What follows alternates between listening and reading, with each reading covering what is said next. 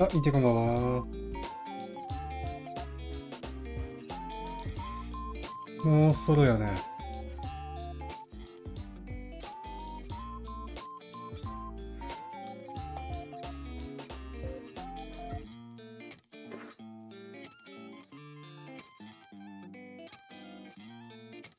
まだオープンリック始まんねえんだよな。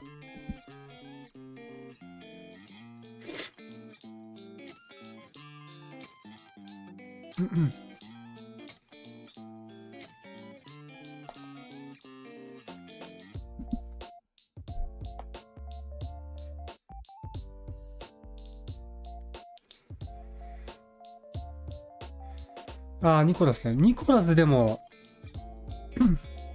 なんか7月ぐらいに情報来るみたいな感じ書いてなかったっけ？だからまだ、でも今回はじゃねえんじゃねえかな、多分。どうなんだろう。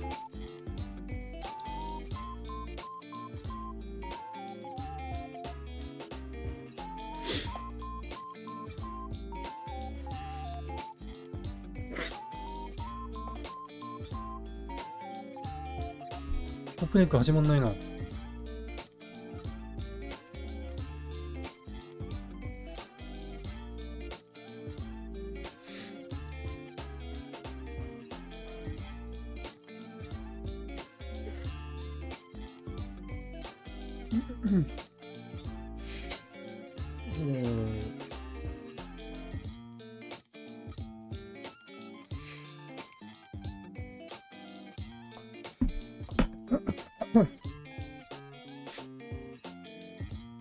今日はね、見ながら雑談でもしましょう。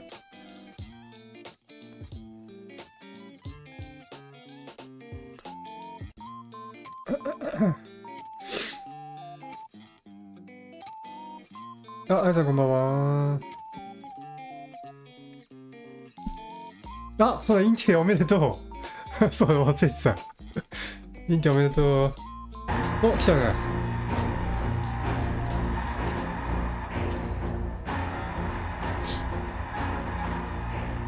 あ、ゆたさんどうも。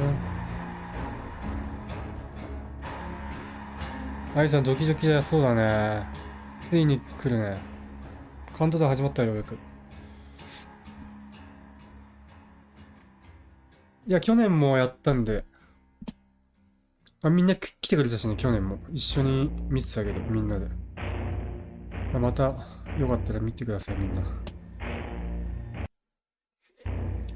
やっと始まった、カウントダウン。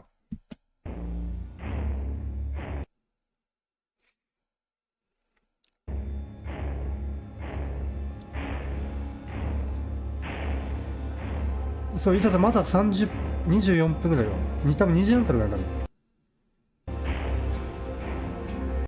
うん。そうね、1年あっという間だ、本当だよ。本当そうだよ。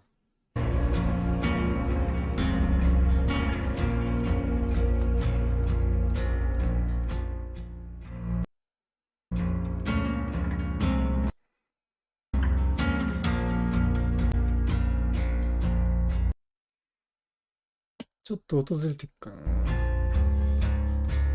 いや、伊藤さん見ないです。大丈夫です。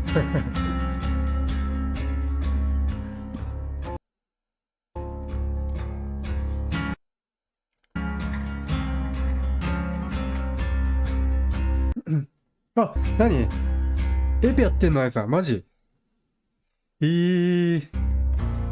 れ、あいさん前からエペやってたっけ？やってねえよな。エペ始めたんや。前やってたっけ？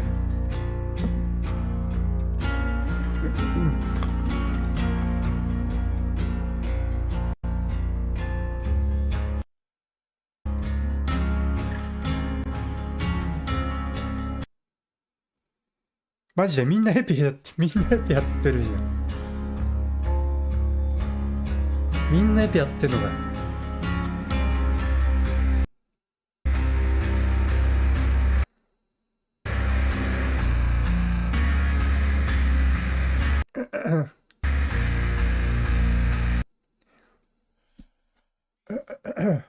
ずっとやってなくて、教えてもらったんだ。なるほどね。俺もね、最初楽しかったよ、エペ。今でも、やってないだけだけど、ただ。普通にやっぱやると楽しいよね。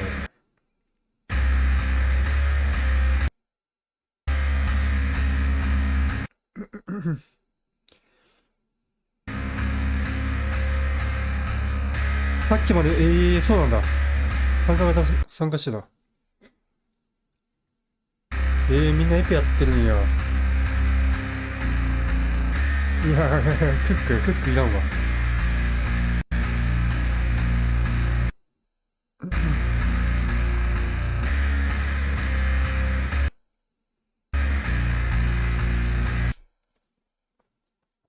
俺もエペやろうかな、じゃあ。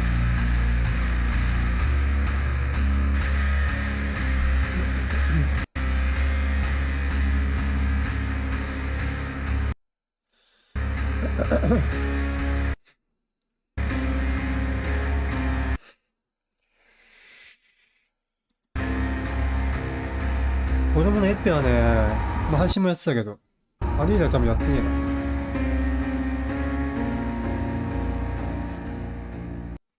でもクックはいいっすわ。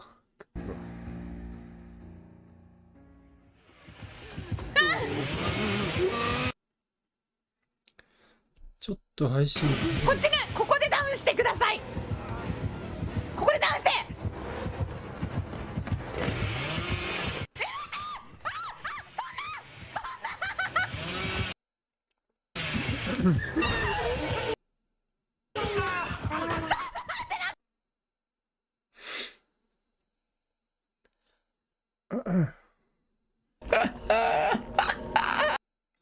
ちょっとずれるね、配信。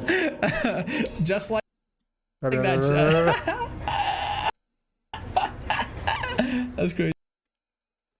そう、なんかね、オープンレックの方が多分、あれなんだよね。Ooh, I just wanted her.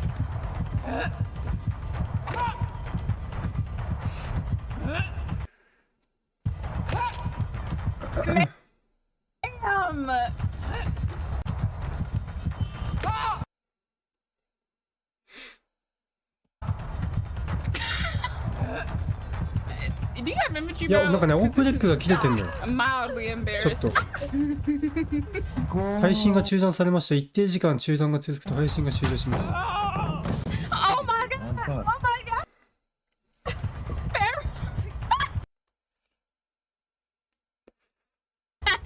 Where did you オープンレックが若干ずれてるんだよ。 Hell, like.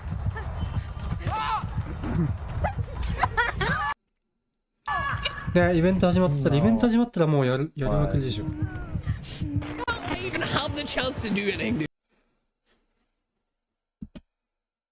I think I might be going here. If somebody can take over my chain, that would be great. Pre-dropping. Oh my! I am so sorry, 一回更新 Cosmic! する？一回更新するか。多分配信切るの。ほら、めっちゃ止まるって言ってる。オープンレック It's の方 like で a。flashback to what I said みん earlier. なそうだわ、多分。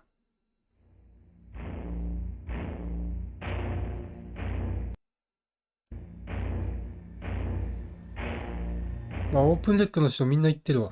やっぱだいぶ止まりますよねって。めっちゃ止まりますね。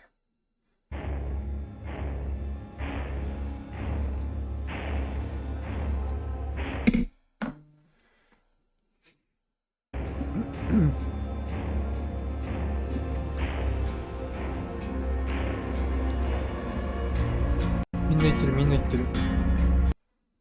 オープンリックがダメだった。だからみんな AP してるらしいよ、今。アイさんもインティブ。アイさん始めたらしい、AP。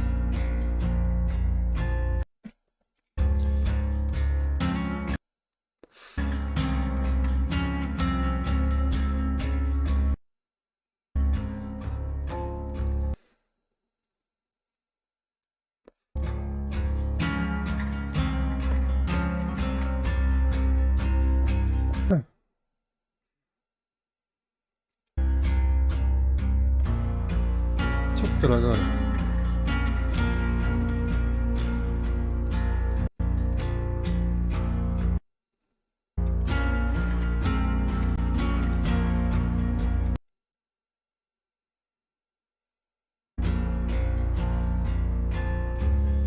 なんて。いや、みんなエピやってるらしい。ちょっと音でかい。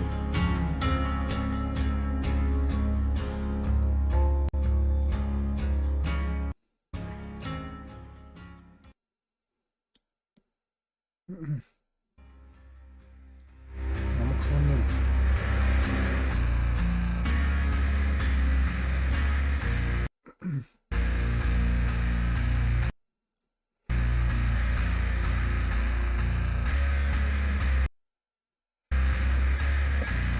つべ版だと、字幕出ないらしいから、わかんないんだよね。オープンネックだと、字幕出るらしい。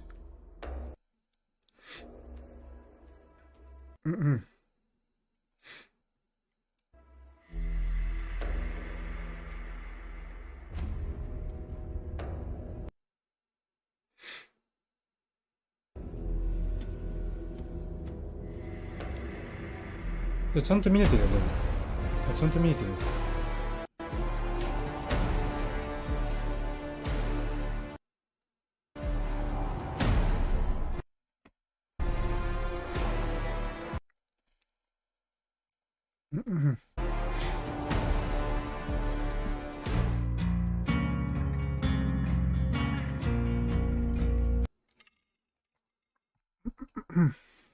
どうやった？いや、今日 PTB こないらしいな。PTB24 日らしいよ。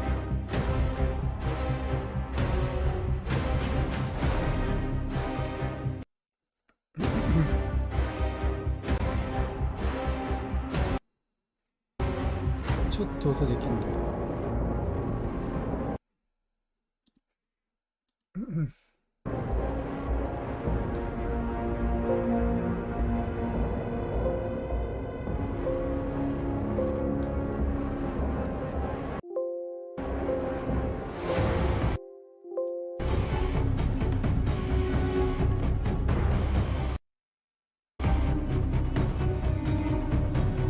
聞いた、今日外見てたら迎えに鳩いて2時間ぐらいいたんだけど、最後見てたらこっち飛んできてベランダに立つと止まるとしやって、マジでまた鳩来たか。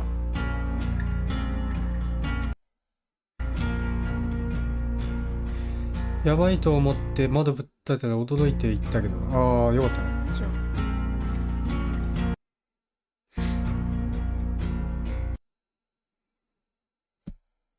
配信が中断、オープンリックラグいな。配信が中断されました。 The way she just crawled out of the well. あ、しげさんこんばんは。Jesus Christ! Whoa, Jesus! Whoa, shut up!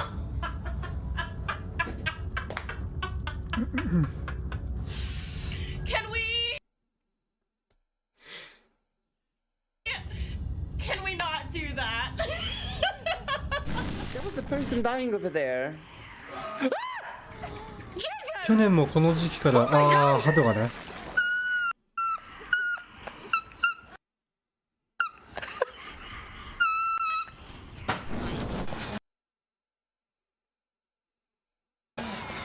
You want heals? I can't! I do though! エペなぁ。エペもう一回やるか、ちょっと。やると面白いのよ、やっぱ。Tell me how. Tell me how.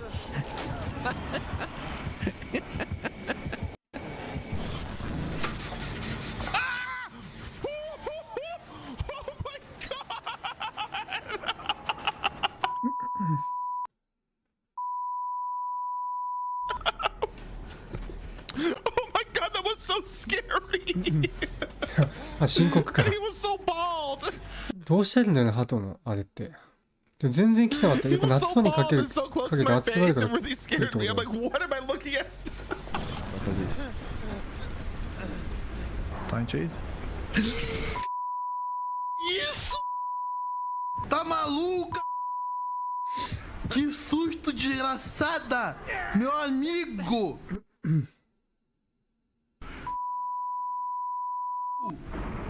Que isso?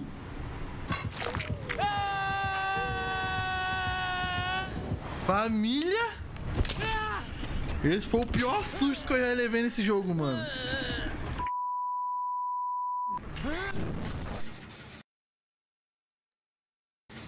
Girl, why would you leave the generator? Oh my god!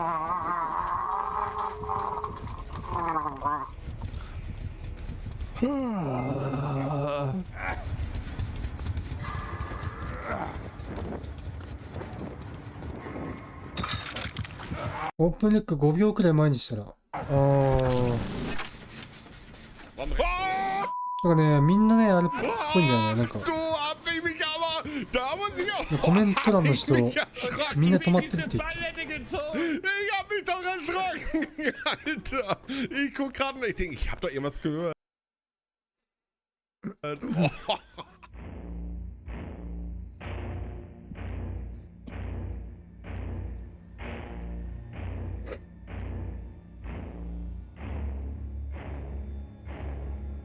Mm-hmm.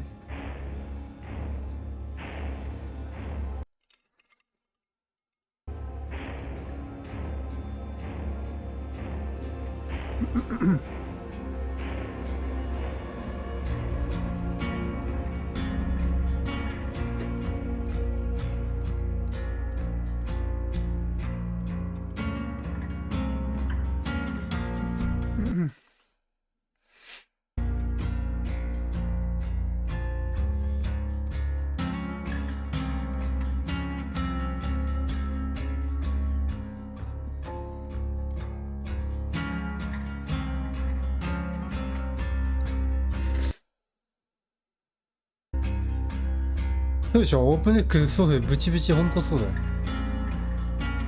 みんな言ってるもん、コメントなんで。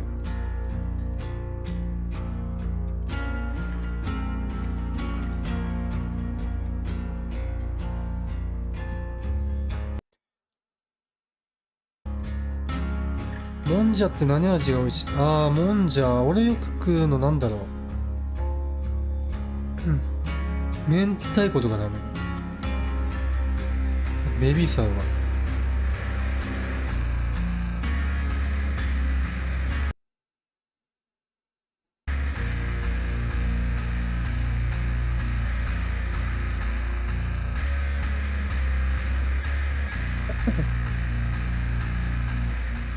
50分切ったね。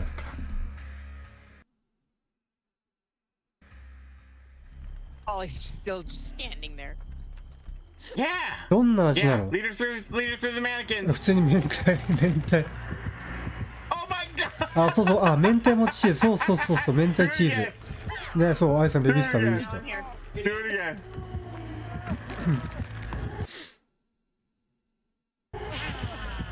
明太チーズ、そうだね。明太子うまいよね、もんじゃね。She knows now. She looked back and she's like, wait a minute. That looked like a Dwight. いや、しょっぱくあるんじゃない？どうなの？ダマちゃんから来た。ダマちゃん1000万超えて。すげえ。1000万超えてるやん、ついに。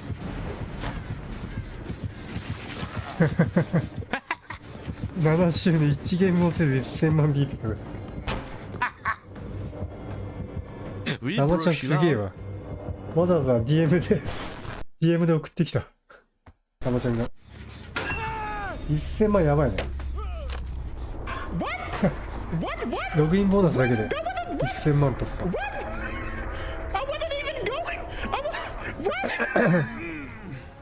前一回食べた時玉ねぎ入ってて、いや玉ねぎどうなの、もんじゃって玉ねぎってあんま聞かねえけどな。どうなんだろう。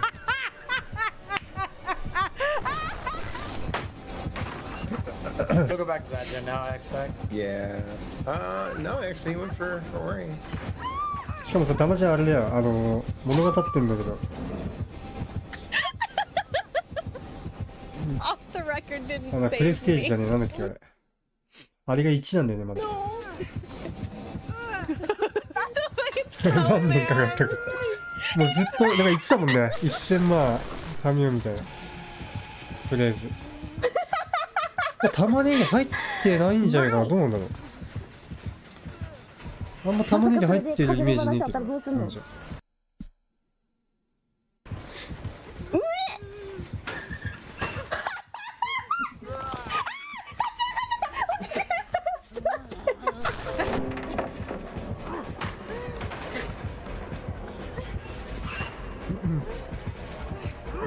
ユタさんなんだ、知事っぽい質問していい？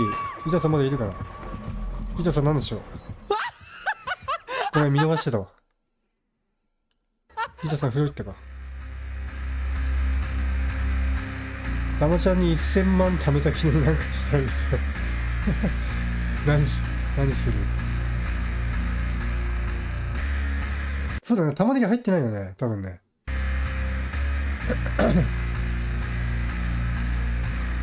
オープンネックは配信サイト。YouTube みたいな。オープンネックだと、字幕、日本語字幕で出るんだよね。多分 YouTube でもやってんだけど、これ同じやつ。YouTube だと、英語だけ。ただ英語で喋ってるだけで字幕はなしで、オープンネックだと日本語の字幕あるから、オープンネックで未来配信してる。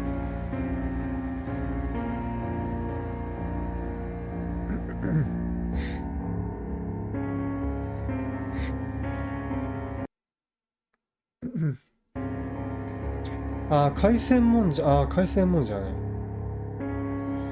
俺どっちかっていうと俺もんじゃよりなくお好み焼き派なんだよ。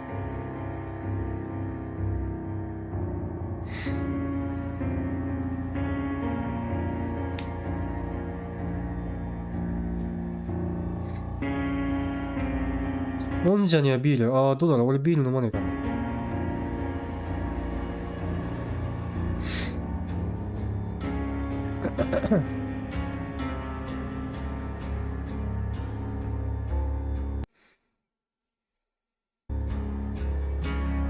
ね、見た。月島。お好み焼きももんじゃもあったの。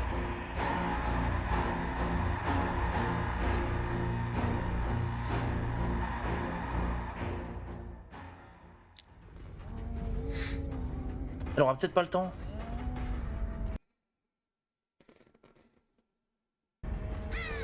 Attends. ラムネのビー玉あれ。みんな取るあれ。ラムネのビー玉。Mais c'est pas possible よ d'être く取る人いるやん。 génie pareil. 非常口ここに来い非常口来いイエーイあいつは取らない。一回は取ったことない。俺一回ぐらいはある。俺も取らないけど。一回ぐらい。気分多いで取ったことある。いや、そう、取れるのよ、あれ。ラムネのビー玉って。そう、取るけど、そう、結局いらないけど、やっぱ取りたくなっちゃうよね。あれ。マジいらねえけど。Oh yeah, they're not able to get that heal. Wait, what? Right? He's... I thought I heard something, but maybe I'm just crazy?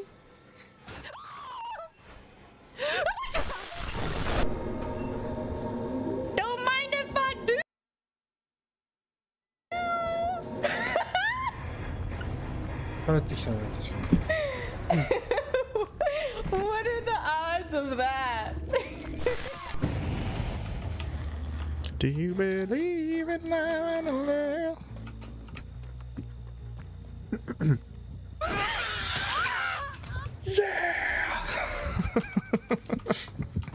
Let's go!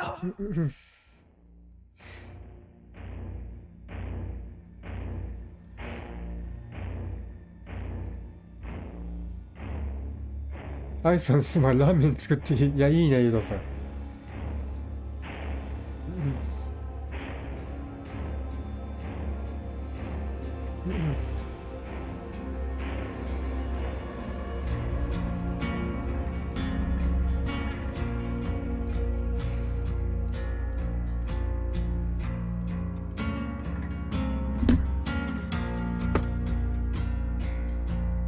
あと3分来るね。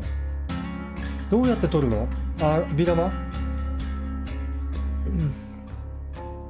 なんか回すだけで簡単に取れるやつもあるし、なんかね、回すやつと、なんか2種類ぐらいあるんだよ、確かあれ。ラムネの、なんだろう、ビー玉取るのって。ピチっていうの。確か。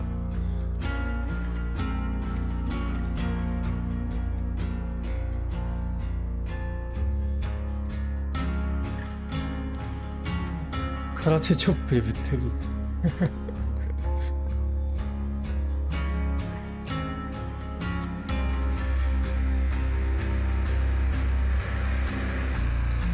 や、これも俺もなんか食って、あれすっか。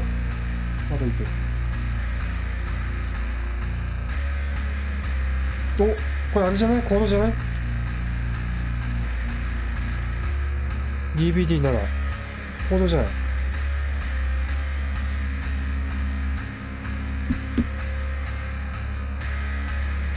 インティのあれすっか。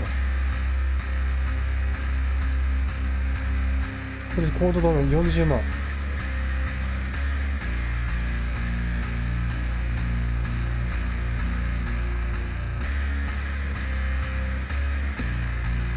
あ、うお、めっちゃいいじゃん、これ。トラッパー。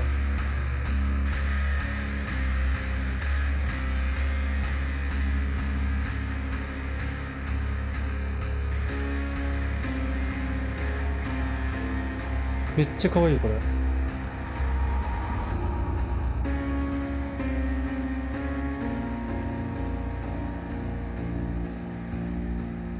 何これ？パーカー？いらねえけど。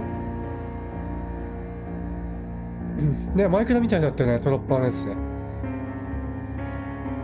ンティのこれ、でも固定できねえか。2つ固定できねえのもな。インティの固定しようと思ったけど。いや、このパーカーはいらんでしょ。来たよ、30秒です。俺の声の方が小さい。マジで。ちょっと下げる音。どう？インティありがとう。これにするんだ。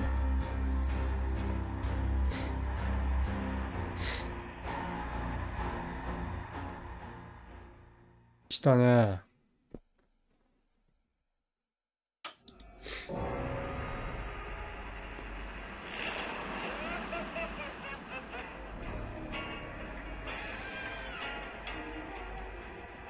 始まったね。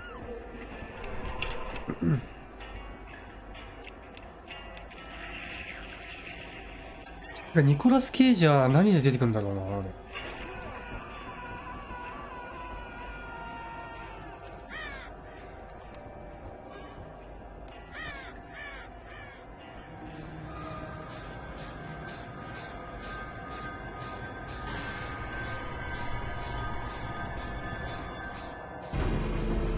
7周年来たね。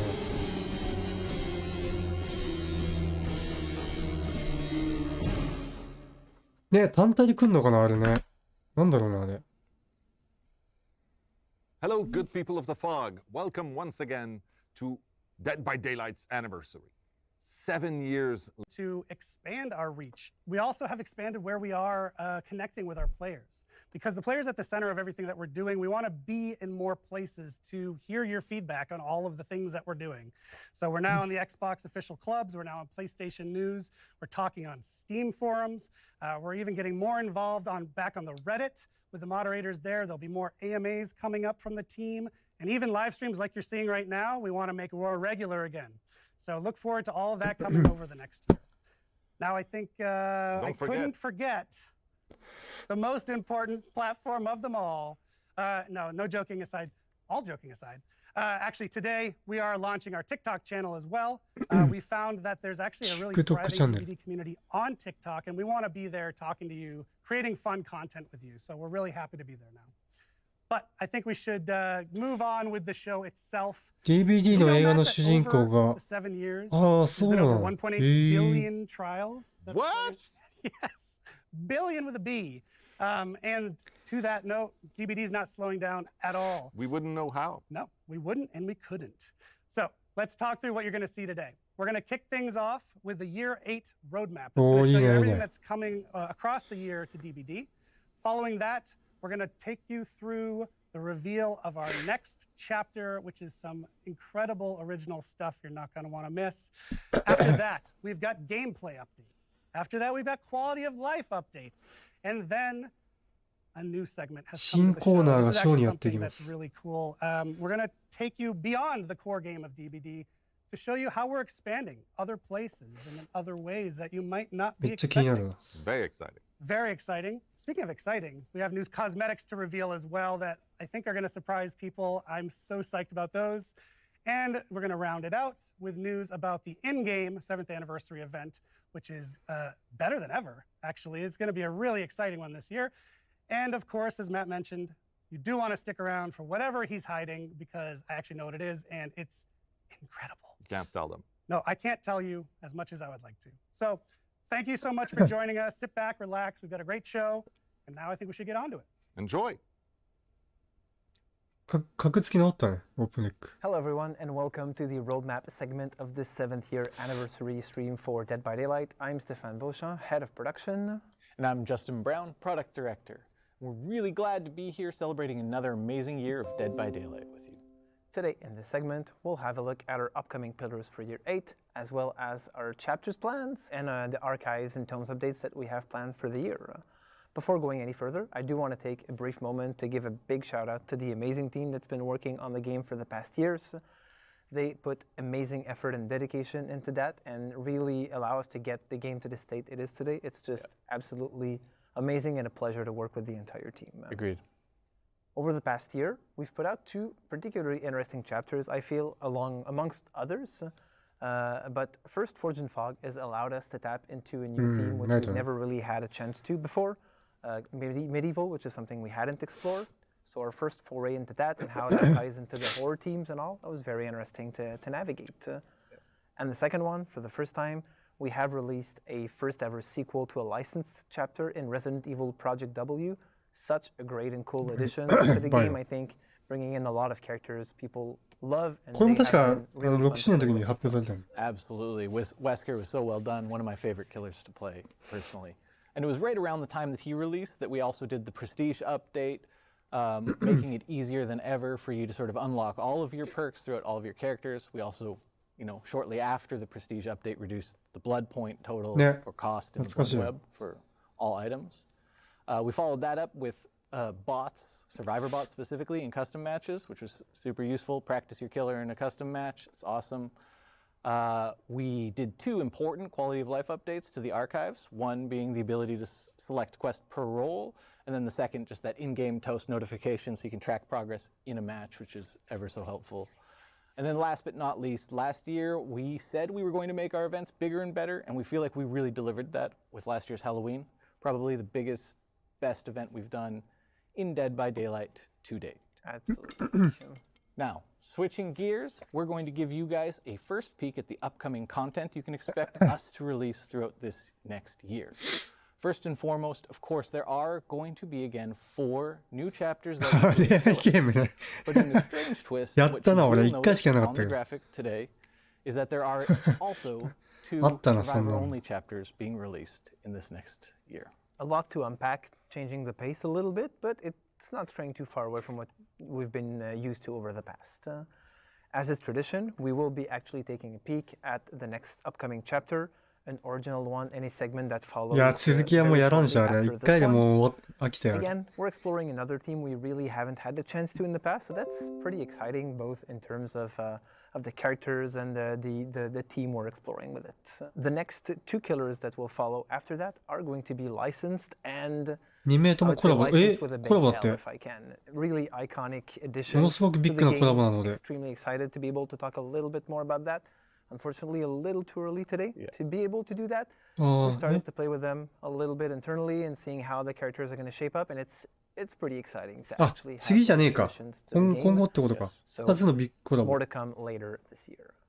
In addition to that, moving away from the chapters, we will also have 4 new tomes added to the game throughout the year, as we usually have over the past years. So, 2つのビッグなコラボって moving 言ってた。 away from our chapters and archives, we'll now deep dive into the 4 pillars that compose the roadmap for the year, and as players will see, 2連 they're a 続コラボ。 continuity from what we've been doing over the last years. おなる Of ら course, しい。 and though the pillars might look the same, the projects we work on under each pillar changes from year to year. The first pillar is something we've already talked about, events evolution, we're calling this pillar. We do plan on taking our 4 sort of pillar events and making them even bigger, even better than they have been in the past, including last year's Halloween, which we plan on sort of one-upping again this year. But in addition to those 4 pillar events, we're also going to look at adding a few more smaller events spread throughout the year. And for those of you who have been with us for a long time, you might already know what the smell of barbecue is in the game. I know you love barbecue. Love barbecue. We all do. For those of you who don't, well, you'll get to see it very shortly. But really the goal is to give you more to play with at all times in the game and something to work towards too. Second pillar is trust and security, which is more important to us than ever in Dead by Daylight. This pillar both reflects the systems that we're putting in place to make the game more secure, but also the way we're communicating with our players. The first one, the former of those, we're really excited to say that we're about to launch a vulnerabilities disclosure program, which will allow us to work with people in the wild to report potential threats about the game, about our servers, etc., and really facilitate us closing those potential weaknesses that we knew or did not know about within the game. So very, very excited to launch this. This is going to be coming up in the near future, so you can stay tuned for more info about that. Yes, I'm super excited for when we're able to share a little bit more information with everybody about that initiative. Next up, we're also going to be looking at revamping our sort of streaming strategy. We want to make sure that we're able to communicate with you, our players, more often, offer a higher level of transparency, discuss sort of updates and the progress on a lot of the features and initiatives we're going to be announcing and talking about throughout this stream today.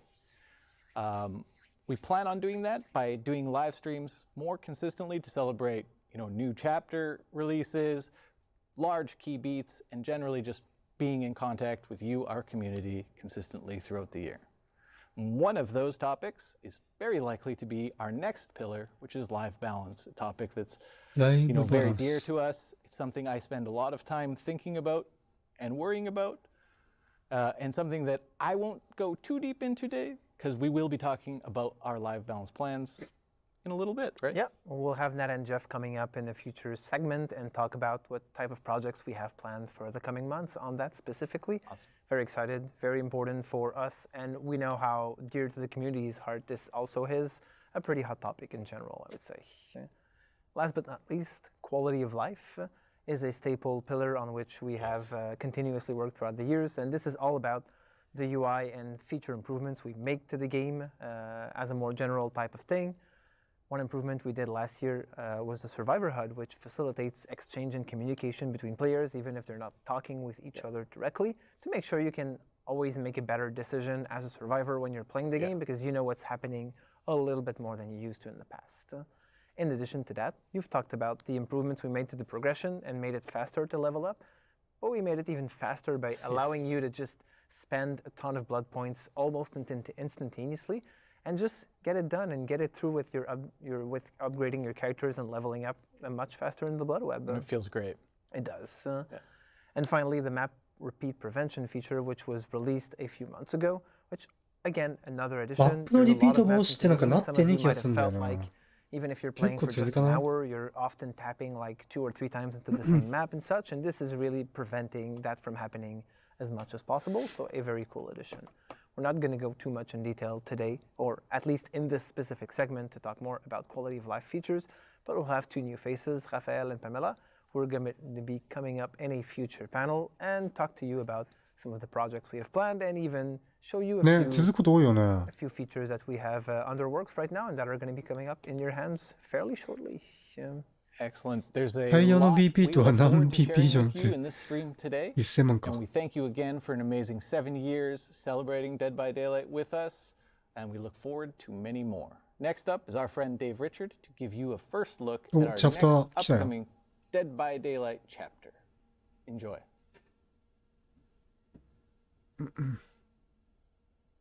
Hey, I'm Dave Richard, Creative Director of Dead by Daylight.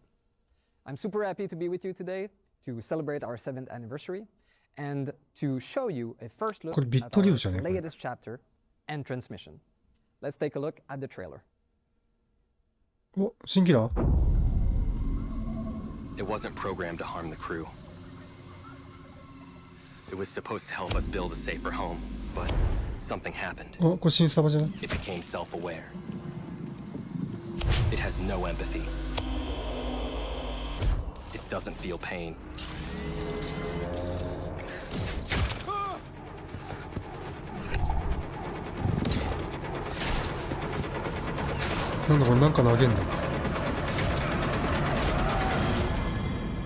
It learns at an impossible rate, and it won't stop until we are dead. Or worse.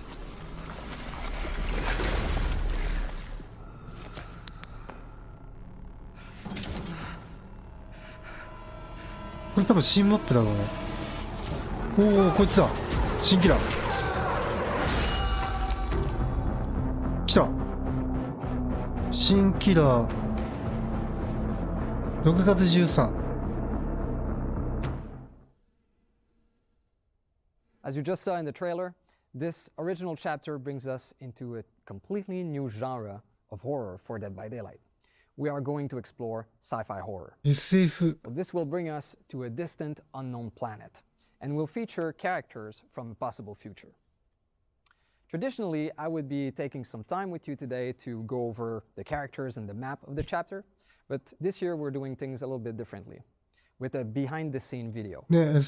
We want to show you the process of creating, but also show you new faces that you might not have seen before, of amazing people that are working hard to make these chapters possible. 次がコラボっぽいね。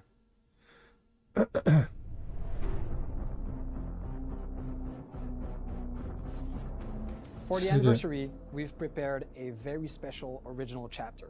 On a de la chance sur Dead by Daylight d'avoir un lore qui permet beaucoup de flexibilité et de possibilités. これ新マップだね。 This is a big deal だか for らエ the ペ Dead 見 by てじゃね Daylight universe, because we're going to explore a new genre in horror.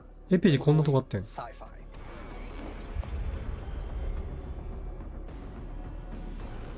I think that any kind of subject and genre can be rewrapped and reimagined as horror, and sci-fi is definitely not an exception.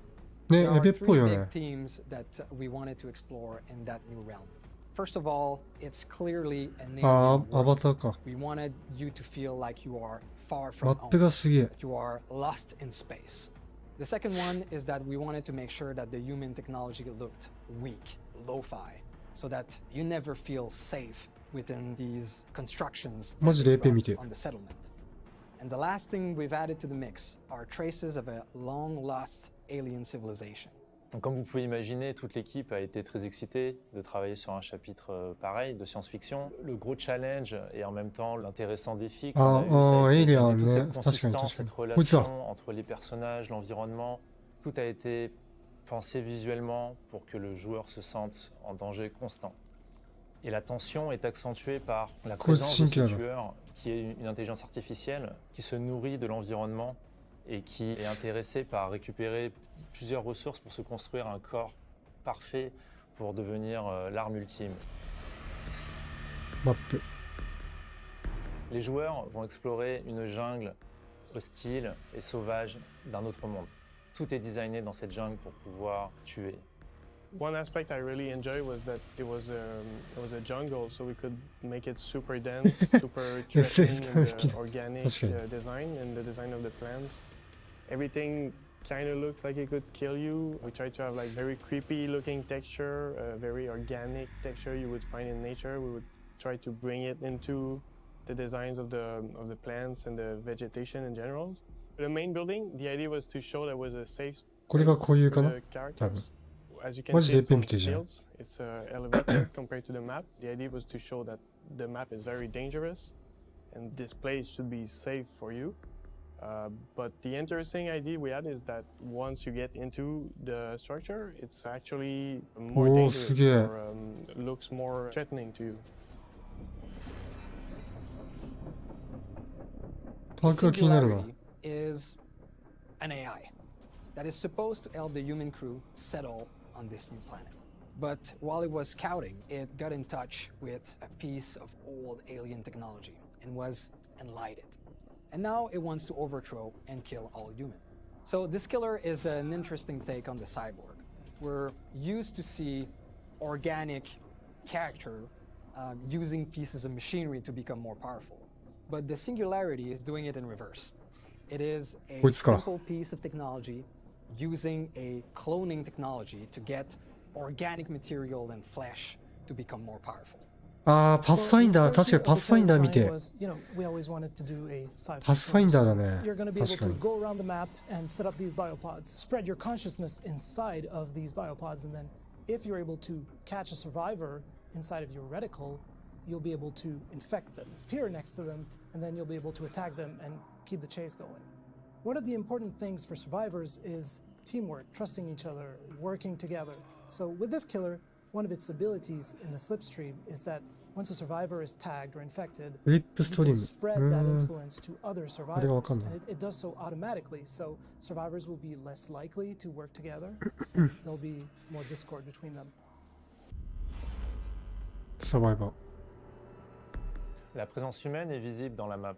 On voit une compagnie qui a essayé de coloniser, de trouver sa place dans ce monde, mais plusieurs signes dans l'environnement que les joueurs découvriront montrent que tout s'est pas très bien passé. Et le dernier survivant de cette expédition loupée, c'est Gabriel.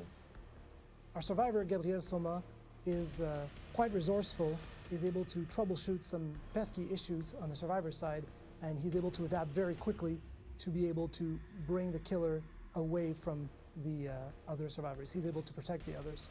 So even though we are in a setting that's so far from home, in the future, we wanted to make sure that Gabriel was a grounded character, that any of us なんか見たことあると思ったらサイコブレイク For players to try this map. I think it's great that sci-fi is finally in DVD. I think it's going to be fun for them to experience the creepiness and the threatening vibe of this map, and I think they're going to really enjoy it. C'était un sacré défi. J'espère que les joueurs apprécieront cette relation qu'il y a entre tous nos assets, d'environnement, de personnages, à cause de l'histoire que l'on raconte, et aussi par le travail qui a été effectué par toute notre équipe pour apporter l'expérience la plus immersive et dangereuse possible. I'm really excited for all of our players, survivors and killers alike. SF chapter, SF だねやっぱり。 Original sci-fi chapter and transmission. As always, you'll be able to play with the content of this chapter during the PTB right PTB after 5月24日だ。 For everyone else, the chapter becomes available on June 13th. 6月13。 Before I leave, I want to take some time and thank all of you, veterans and newcomers alike, to play Dead by Daylight and to be part of this incredible journey with us. I want to wish you a happy 7th anniversary. May the year be filled with fun and surprises. Next up, we have Natalie and Jeff to talk about some gameplay improvement coming this year. Hi everyone, I'm Natalie, Team Lead Community Manager for Dead by Daylight, and I'm joined here today with a very special guest. Hi everyone, my name is Jeff and I'm a game designer on Dead by Daylight. Thank you so much for joining me, Jeff. I can't wait to talk a little bit more about a topic that is always top of mind for our community, gameplay. So we have some quick updates for you today. Jeff, let us know what they are. Well, as you know, the game design team has many features and updates planned for this year. However, we'll be focusing on 3 specific topics today. We're going to be talking about continued gameplay updates, map balance, and finally, plans to address face camping. I'm excited to dive into these quick updates, so without further ado, let's jump right in. I know last year we launched one of the biggest perk updates in Dead by Daylight ever, and it significantly shifted the Dead by Daylight perk meta as a whole. But that's not what we're going to be talking about today. That's happened in the past. What we're going to be focusing on a little bit more is the process that we're looking to take consistently moving forward as a community and design team when it comes to these gameplay updates. So, Jeff, what more can you share with us on that? Well, as you said, last year we launched our biggest perk update ever in Dead by Daylight, and it had a significant impact on the perk meta. We saw a lot of perks fall out of the meta and new perks rise to the top. And this was completely natural. Like, the players are the ones that drove this change after the changes went live. And it was super interesting to see, by the way. But moving forward, or for this year, we're not planning to have a major shakeup like we did last year. Instead, we've revisited our live design process to allow us to make changes at a faster rate. Instead, we'll be focusing on smaller, more focused balance updates with each update this year. That makes a lot of sense, and of course, it's one of the reasons why we listen so closely to player feedback as a whole. But it does sound like we're going to be able to integrate some of that feedback that we're bringing back to your team, and we're discussing when it comes to these kinds of updates a little bit faster than before. Am I right? Absolutely, and I think the best example for that was the previous PTB that we had. We had a proposed list of changes that went onto the PTB. The community gave a lot of feedback, and your team reported that to us, and we made some small adjustments. Well, we made quite a few adjustments to it, and it went live, and I think that everyone was pretty happy with the result. So our intention with this change is really to give us the flexibility to analyze, adjust, and observe the outcome more frequently. That way, similar to what happened with the previous PTB, if a change doesn't go as we envisioned, we can readjust it before it goes live, and even after it goes live, right? Like, we're still listening for feedback, and we'll make further adjustments if needed. Exactly. It's this ongoing process that never really ends, so I think that's something really important to highlight. But of course, we know that this doesn't only apply to things like perks and add-ons. We also are aware of some of the comments you folks are leaving about maps. So we are very happy to announce that moving forward, we plan on having map balancing as part of these regular gameplay updates as well. What more do you have to say on that, Jeff? First, I mean, I can already hear the players rejoicing from really far away because this has been a hot topic for a very long time in Dead by Daylight. And I think you'll agree, and the players probably agree too, that most maps in Dead by Daylight are seen as either killer-sided or survivor-sided. And our goal with integrating into the live design process is really to make them feel more balanced, so creating a more even playing field for both sides. We started this process with the Raccoon City Police Department. Then we followed suit with the Area of Crows map, and finally, the most recent ones were Blood Lodge and Gas Heaven. And what's great about these changes is that they can be as small as moving a small location for totems or generators to reviewing pallet safety so we can make a pallet more safe or less safe, to bigger things like changing the map layout or changing building layouts. Yeah, it's super exciting. I know our team's already combing through a lot of the feedback. Your team's already looking at how we can integrate some of that feedback. But looking toward the future a little bit more, what kind of maps are we going to be targeting next? I think I know what it might be. We need a drum roll over here. I know. We really do. Because this one is a big one, and I'm sure that the longtime players will be ecstatic to hear that the next 2 maps that we're targeting are some of the most notorious maps in Dead by Daylight.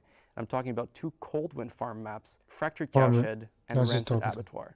But what's important to remember is that integrating this into the live design process means that we'll be listening to feedback and making further adjustments as we go. Yeah, definitely. And it's also one of the reasons why it's so crucial that you let us know what your feedback is regularly through the official channels in particular. Of course, I believe we're going to be having this update for Coldwind going live sometime before the end of summer, so make sure to keep your eyes and your ears peeled for more information. You know I had to sneak in a corny pun. You know it. You had to. All right, finally, in terms of our quick updates, we have one more feature that we wanted to discuss, and that is something to do with face camping. So if you're new to Dead by Daylight, if you've never heard this term before, face camping is basically a term used to describe a killer that's standing directly in front of a hooked survivor. They're not moving, they're waiting for that hooked survivor to die on hook, and this is usually happening either for a large portion of the match, if not the entirety of the match. We know that face camping can be very, very unfun for the person on the hook, but of course also the other people in the match. So we're looking to test out a new feature that's going to help combat face camping as a whole. So Jeff, tell us how it works. Well, the first thing I want to say is that as an altruistic survivor, it's really difficult for me to play against someone who's face camping because I just want to help and I can't. So I'm stuck, doing generators instead, which is fine, but I'd rather help my teammates. But yes, so the way the system works is that the hooked survivor has a meter on the screen, and it fills up based on the killer's distance to the hooked survivor. So the closer the killer is, the faster it fills up. The further they are, the slower it fills up until it doesn't fill up at all because they're not within a certain radius. And once it's full, the hooked survivor can unhook themselves even in the second stage. And what's great about this is that they get the full benefits of being unhooked. So it's as though a teammate had unhooked them, or they unhook themselves with perks such as Deliverance. So for those of you who don't know, that means they'll get the haste status effect and the endurance status effect, so they're pretty safe at that stage. That is so awesome to hear. I know folks at home are probably already thinking about a bunch of things on this topic, so I'm going to start by bringing probably one of the questions we're going to get, and that's what happens if the killer is forced to stay behind? So multiple survivors swarming the hook, they're forced to stay in that radius. Is there any situation in which this feature might slow down or turn off or be otherwise affected? That's a great question, and yes, there are some scenarios where it either slows down or turns off. So for the first one that you mentioned, where survivors are swarming the hook, as soon as there is one other survivor within that same radius, the meter will build up a lot more slowly. So the killer doesn't have to worry about survivors swarming the hook and being penalized for it. As for the second option that we talked about, which was turning it off, once the exit gates are powered, the feature is completely turned off. So you can defend your only objective, again, without having to worry about the survivor unhooking themselves. That makes a lot of sense. Of course, we're going to be so eager to hear what you folks are going to say on this matter. And for the most part, it really does sound like this feature is targeting those most egregious cases of face camping, where it's really used kind of in a spot that's way too early in the game, or in a spot that's really not going to make sure that the match is as fun as possible. So with that said, though, when can folks expect to get their hands on this feature? When can they let us know what their thoughts are? The burning question. Everyone wants to know. So our plan, which is subject to change, of course, is to have it sometime later this year on a PTB. And as with all PTBs, we'll be listening to feedback and making further adjustments before it goes live. And even once it goes live, we'll still be listening and gathering feedback to make further adjustments. Of course, yeah. And again, TLDR, we are eager to hear those thoughts, so let us have them on the official channel. We're always keeping an eye out. But I think that's it. That's a wrap for our quick gameplay updates segment. Thank you so much for joining us, and thank you for joining me, Jeff, again. Thanks for having me. It was a lot of fun.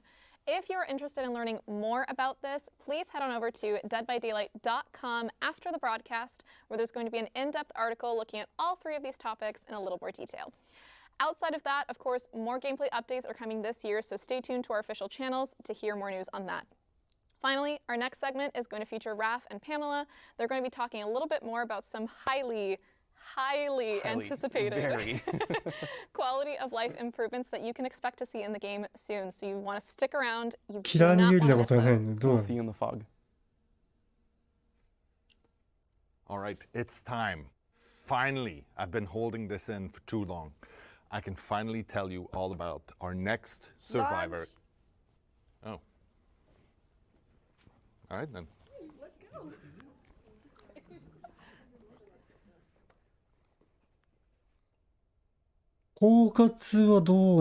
Hi everyone, glad to be here to celebrate Dead by Daylight's 7th anniversary. My name is Raphael, producer on DBD, and today I'm pleased to be with Pam as well. Hi Raph, hi everyone. My name is Pamela, I'm the lead UI designer on Dead by Daylight as well, and we're so happy to be here today because we want to share with you some of the great quality of life improvements that the team is working really hard for year 8. So before we dive into the good stuff, today our goal is to give you an idea on when we plan to deliver those upcoming features. That said, you know it is, sometimes priorities and timelines can shift, but we're more dev-focused live stream than ever planned for this year. We'll make sure to keep you in the loop. All right, let's get to it. So Pam, to start, I think you have something that the community has been asking a lot. Yes. So we all know Dead by Daylight has been live for 7 years now, and if you have been playing the game since the start, There's no way your inventory isn't full of perks, outfits, and charms, and add-ons and items. Because we did release a lot of content back in the time. But last year, we did introduce the feature called Loadout Presets, which means that you were able to manage this process a little bit easier. But right now, we're so happy to say that we are building on this feature even more, because we are adding finally the loadout search bar to help you find quickly whatever you're looking for. So on the loadout search, you're just gonna need to type in either the name of the thing you're looking for, or just a word within the description, and it will find for you instantly. So let's say I'm looking for the perks affecting generators. I just type in generator, and voila, all the related perks will be displayed. Exactly. Oh, I can see how it's going to be a huge help for our players. Yes, and not just that. We're happy to say that this feature is also going to be available in all platforms, and you won't have to wait for it longer either to test it, because this feature is going to be available today on the PTB update that we're going to be releasing right after this broadcast. Amazing. We really hope you're going to enjoy. Yes. So, as we're talking about improvements in the player experience, Raph, I know you have something really interesting for us today. Yeah, we got a lot of requests on this feature. All DBD players know that sometimes when a survivor disconnects, well, it put the rest of the group at a huge disadvantage. And it's safe to say that at this point, it's not going to be an ideal experience. So that's why with our upcoming feature, once a survivor will disconnect, an AI bot will take over so that the game can continue. And who knows, maybe this bot will be even better than the player who just disconnected. So, joking aside, we really hope this will alleviate frustration and help matches to run more smoothly. Yes, and also to make sure that no one is left in the dark, what we're gonna do is, as soon as a bot spawns in, every survivor and every killer in the game, they're gonna be made aware through the UI, as well as a sound cue, whenever they see there is a survivor disconnect bot in the match they're playing. And right now, we plan to release the feature this summer. Yeah. ボット、そう、切断したサバがいたらボットが追加されるというやつ。Yes, this is something that we are super excited because the team is really working hard in trying to come up with an entirely new type of cosmetics, so you'll be able to showcase your personality on Dead by Daylight even more. So what we're talking about here is the player cards. And what means for us on Dead by Daylight is, alongside your name, you're probably going to be able to assign a background or a banner and an icon. And you will be able to earn those cosmetics during the fall. This is where we're planning. But the idea is they're going to start as standard rewards in every tome. And you'll be still going to be working on other ways for you to earn those cosmetics in the future. So we're not stopping there. That's awesome. Can't wait to share my custom icons and banners. Yes. One last thing, Raph, I know you have something that ties everything that we're talking about here related to improvements. Yeah, as we said today, we're constantly working on making DBD a safer, but also a more secure environment for all players. And the report system is an integral part of that.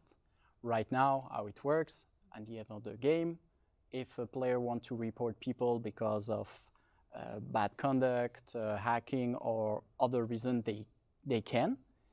But let's be honest, there is not much visibility on that process. But it's important to say that our team has always been committed to taking action on this report. Soon, thanks to our upcoming feature, the player report feedback, we will let you know when an action has been taken against a player you reported. And also to highlight even more, not only every report that every player does is really appreciated, but we are really taking serious and having those actions done on our side. Yeah, and as for now, we plan to release the feature over the summer. And that's it for today. Thanks for another amazing year. Thank you so much, Pam, for being with us today. Thank you, Raph. Next up, an モバイル通信があって、なるほどね。 Dead by Daylight. Enjoy the rest of the broadcast. Ciao. ボットどんなんやろな。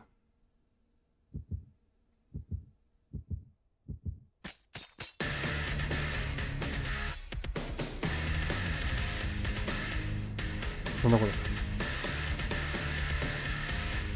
アニメじゃない。なんだこれ。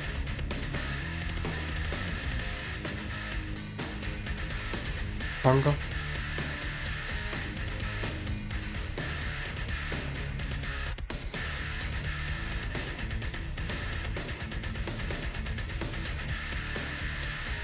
なんだこれ。漫画？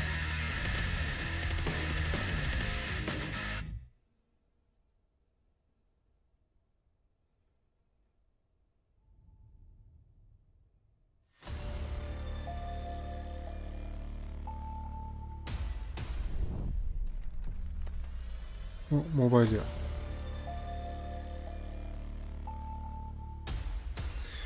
ちょっと腹減ってるよね、マジで。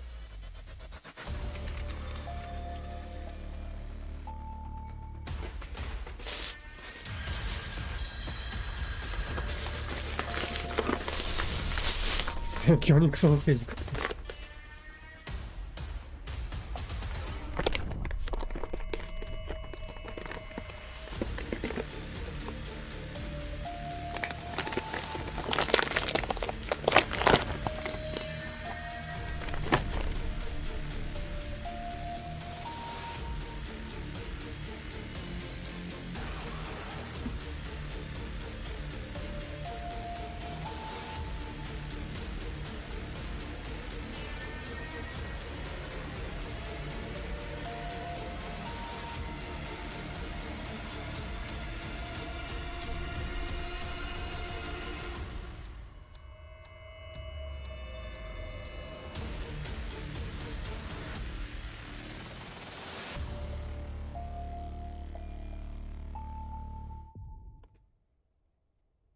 Hi, I'm Stephen Mulrooney, Executive Vice President of Digital at Behavior Interactive.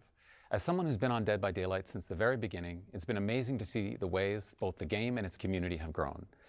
We've added a lot to DBD over the past 7 years, with a mobile game, comic books, a board game, Hooked on You, and even the Dead by Daylight movie on the way. We've become a franchise with something for everyone. Today, we're gearing up to get even bigger, expanding Dead by Daylight beyond our core game and giving players more ways into the fog than ever before. To bring these new experiences to life, we're collaborating with some amazing studios, one with expertise in multiplayer games, and another with expertise in interactive narratives. So with that, let's hear a little bit more about what they've been up to.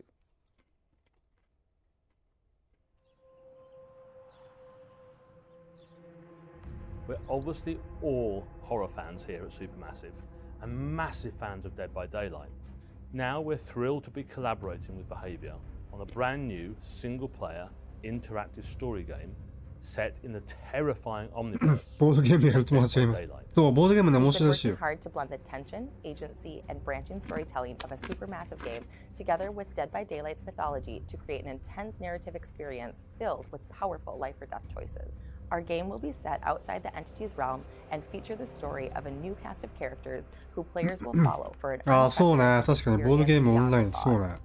This is a whole new way for horror fans to experience Dead by Daylight, and we couldn't be more excited to share it with the world. So stay tuned, we'll have more to reveal later this year.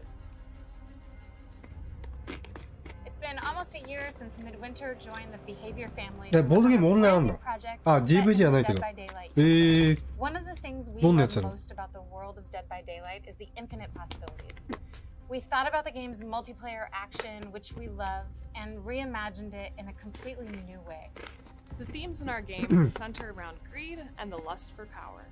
These will be present in both the gameplay itself and in the stories of the characters who were tempted to enter a strange corner of the entity's realms.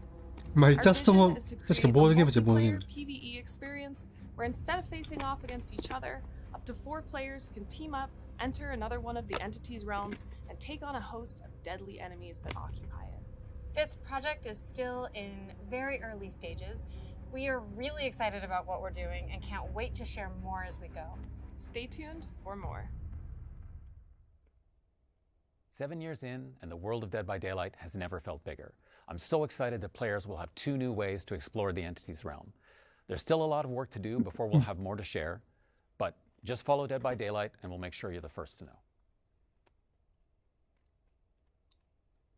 何食べてる？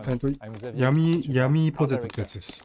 カルビーの。 Hi everyone, I'm Rosalie, Senior Product Manager. We're super happy to be back with you today to talk about all the new exciting content coming to the Dead by Daylight store over the next year.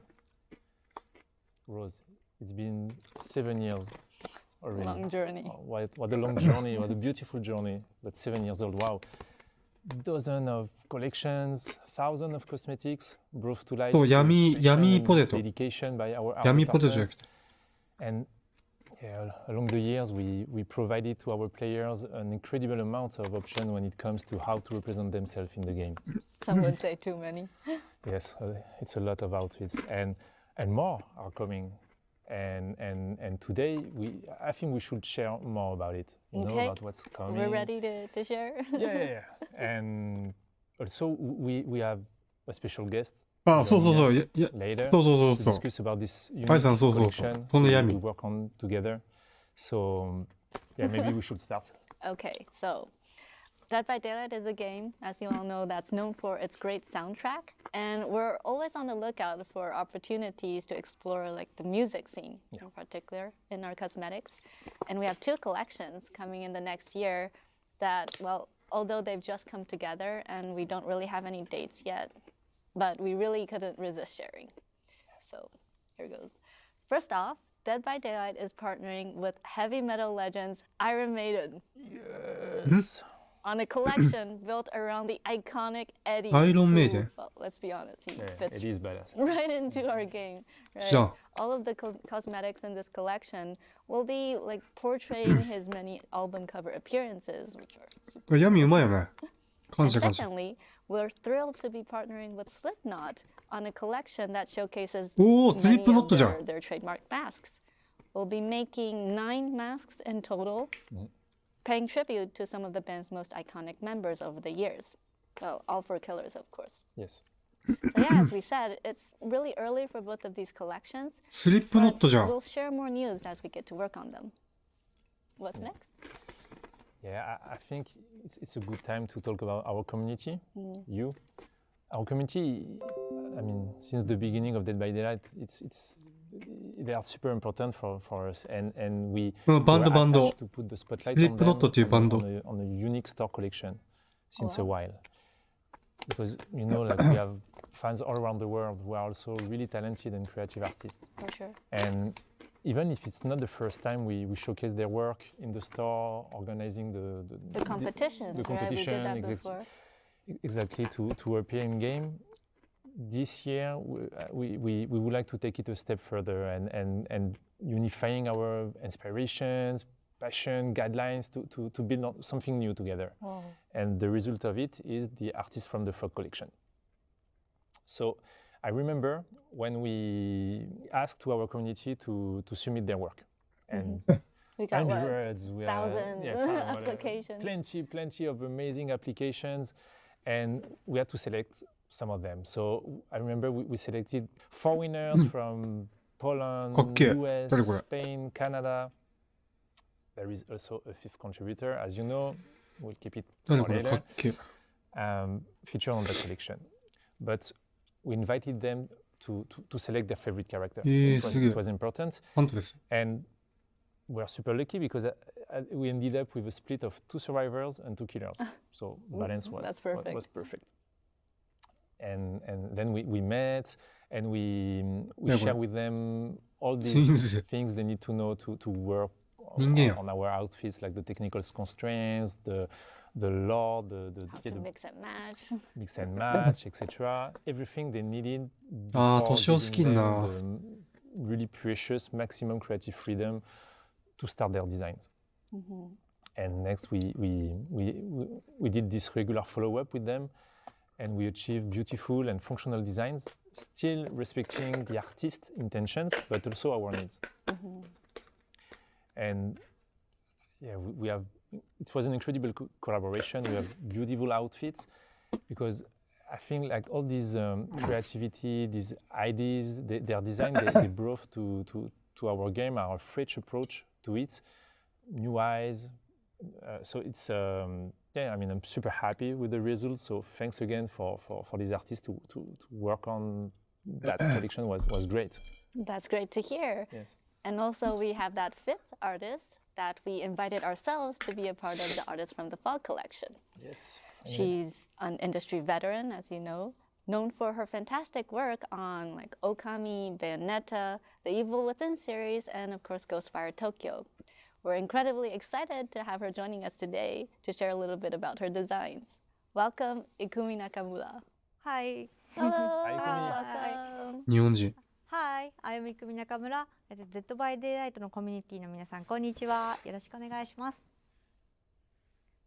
Welcome, Ikumi-san. Hi. It's great having you here today. But before we get into the outfits you created for Dead by Daylight, we wanted to ask you first. Could you share with us what draws you to horror? And like, was it something that you liked growing up? And like, what's so unique to you about creating art in this genre? なるほど。ホラーに惹かれる理由は、私もともとお父さんが小さい頃からホラー映画とかホラーのゲームをたくさん与えられて育てられたので、いや楽しい。惹かれる理由はあんまりよくわからないんです。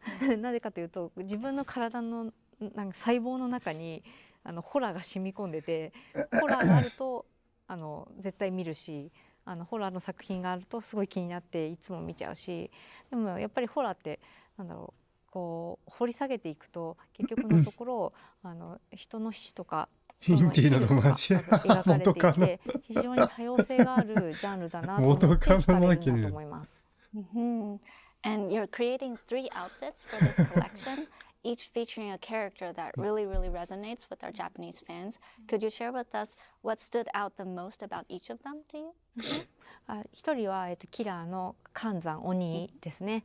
で彼は呪いの消しの鬼なので、私の住む国の日本の文化を取り入れためっちゃかっけえこれ。呪詛の時に着る服をアウトフィットとして寒山流にデザインさせていただきました。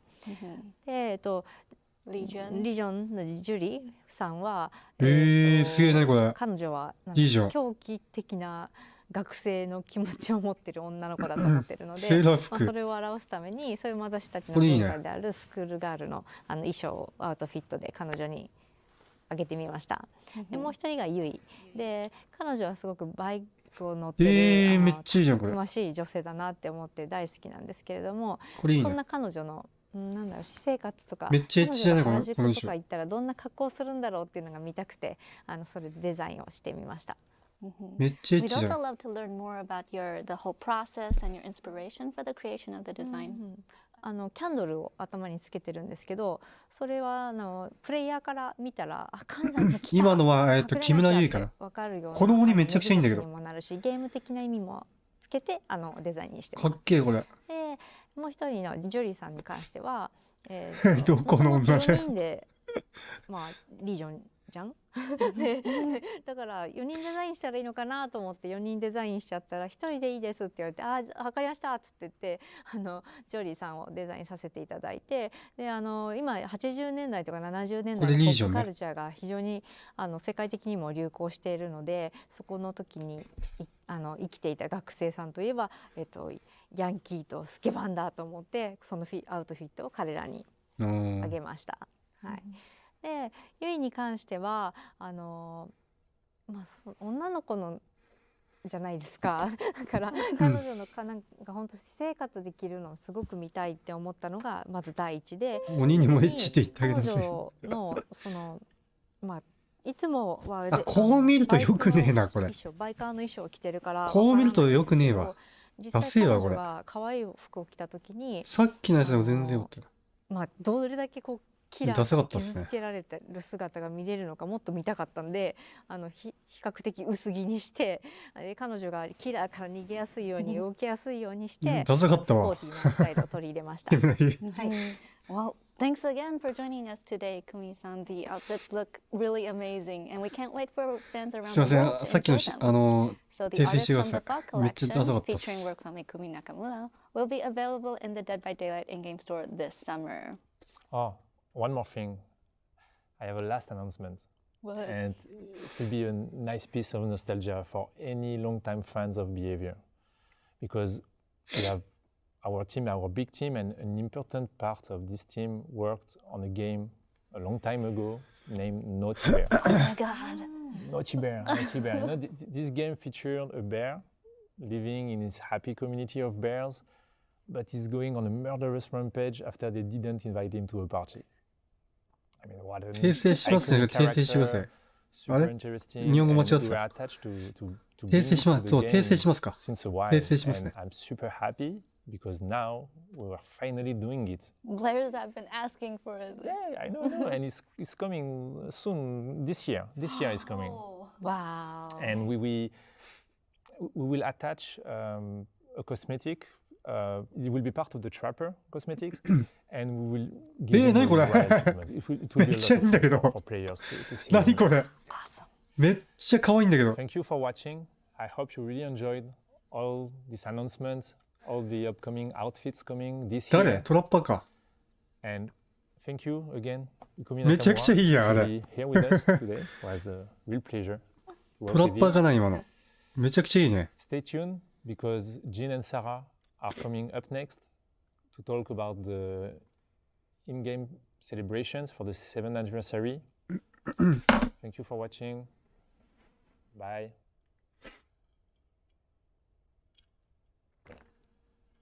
All right, this time for real. Okay. Cut! Matt, Seriously? we've talked about this. No, but What's so hard? We've been doing this for 5 years together. But I can do it right now. It's like 2 minutes. Wait Seriously. for your cue. No, but... Hey there, I'm Sarah Robinson. I'm one of the associate art directors on Dead by Daylight. I help out with a number of areas of the game, but events are definitely one of my favorites. And I'm Gene Escalante, a senior game designer on Dead by Daylight, and I'm focused on the events.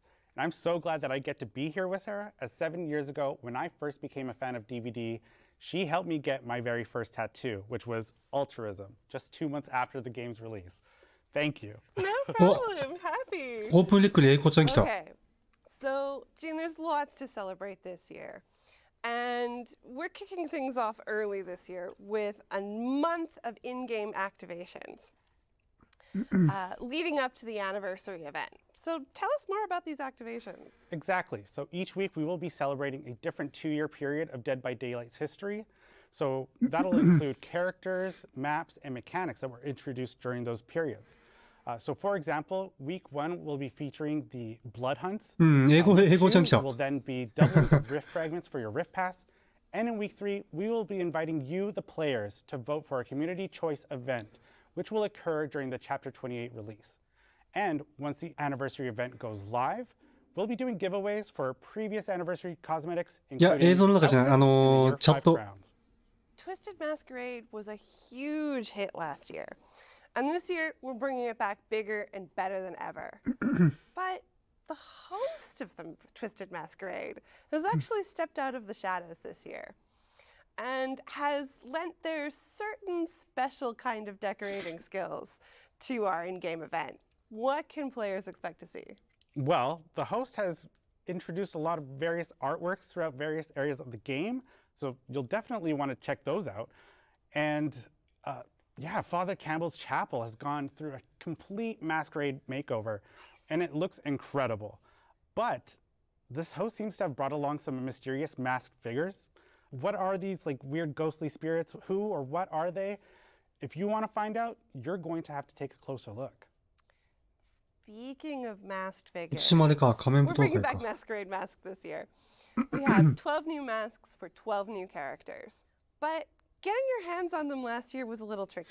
For killers, you had to make it through your trial. And for survivors, you had to actually make it through the exit gate. So how have we improved things for this year? Well, the invitations that came out last year, Sarah, they'll be back. But this time, invitations will be holding charges, and you'll use those charges to kind of mess with the opposition while you're in chase.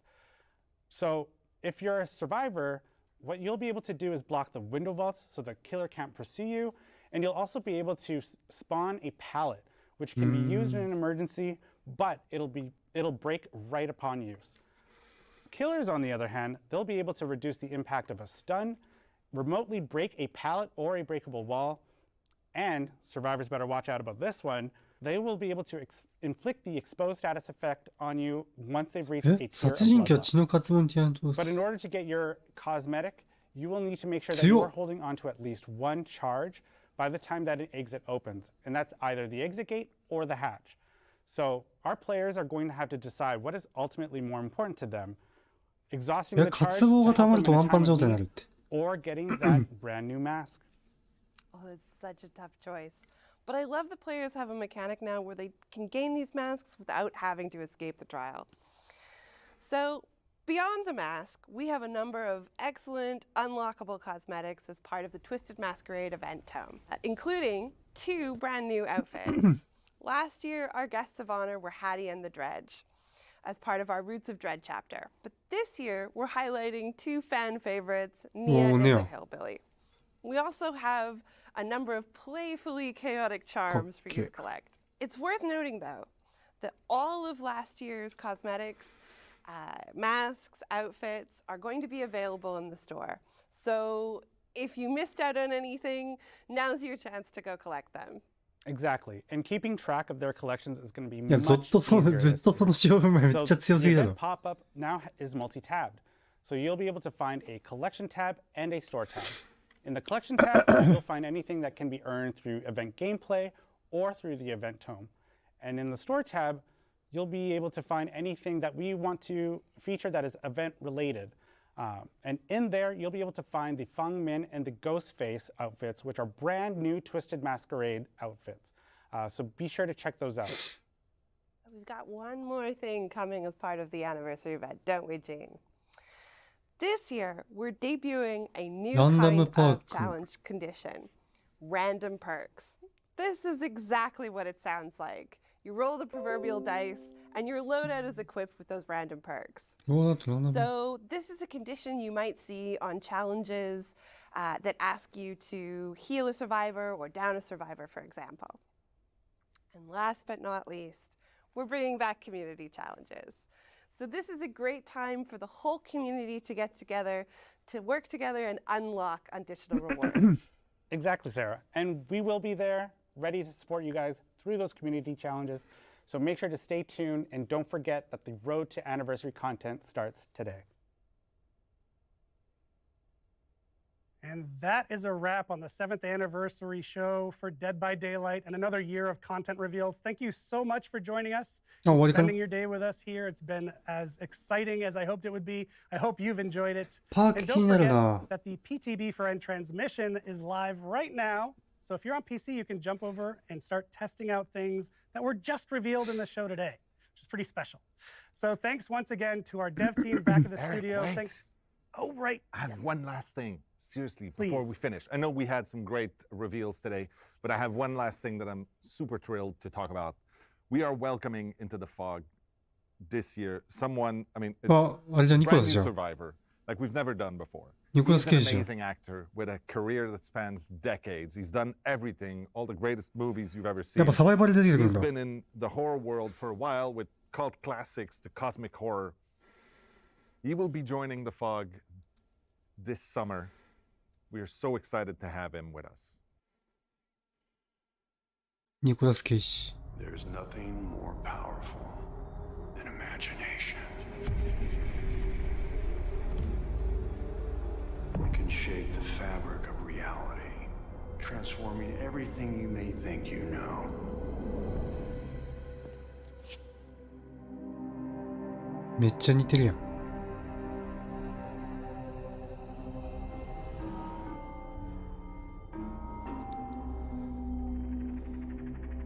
Nicolas Cage だけなのかな。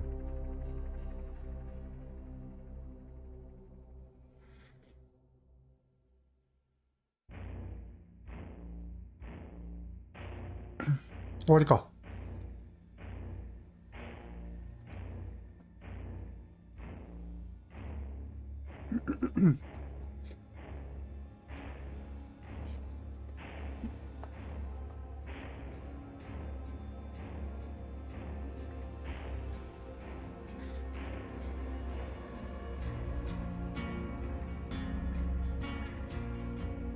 うん、これだけっぽいね。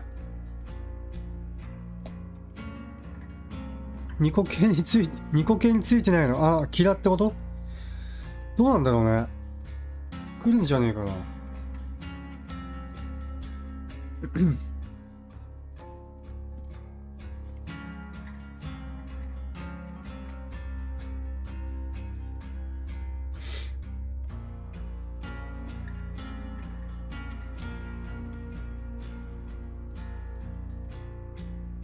100万くらいくれたらね、そうね。ああ、そうか、サバだけの時もそうだね。サバだけの時もあるから。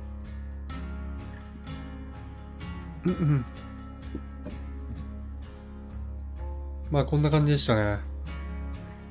で、コラボが多分2連続で続くって言ってたから、多分次のチャプターぐらいじゃない。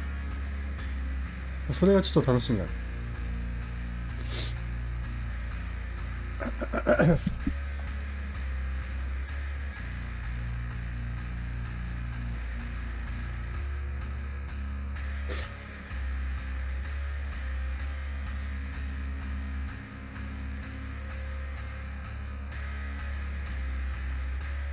じゃ去年みたいな衝撃のあれはなかったな。パークが気になるけど、めちゃくちゃ。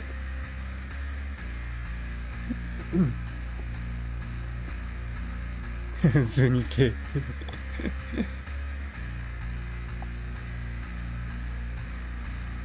PTB やりたかったけどな。24日らしいっすね。開放デフォルトはどうだろうあれ。なんかよくわかんなかったね、あれね。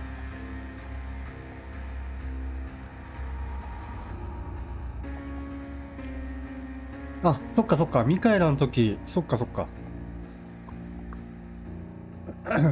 そう、24、そうね、できないね。ちょっと、やりたかったけどな。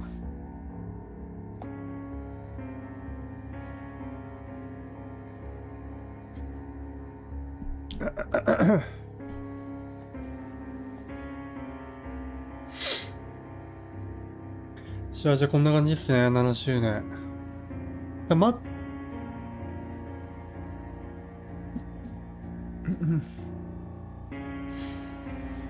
解放、そう、自殺防止どうだろうね。そうかな、多分。まだしもね、内容がよくわかんなかったね、あれだけじゃ。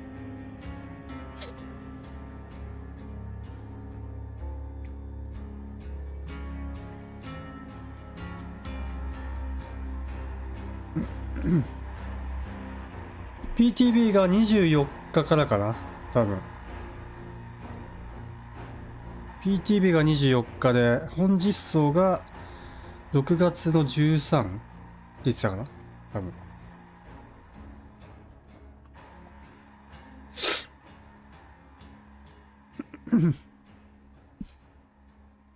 まあこんな感じっすよね。で、コラボ2連続がちょっと気になるね。あとサバのパークとキラのパークが。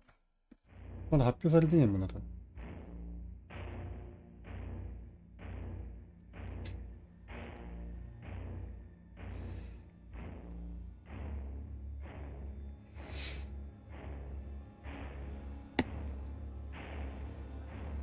で、コラボが2連続コラボって言ってたから、多分次のチャプターぐらいか。じゃない多分。夏ぐらい、9月、12月ぐらいか。で、コラボ来るんじゃないかな。あとニコちゃんね。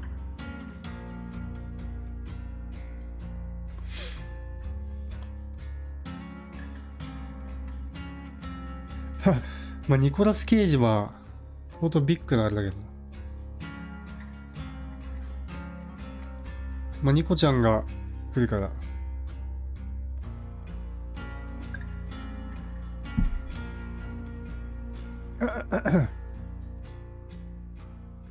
ニコ系はそんなにそうね。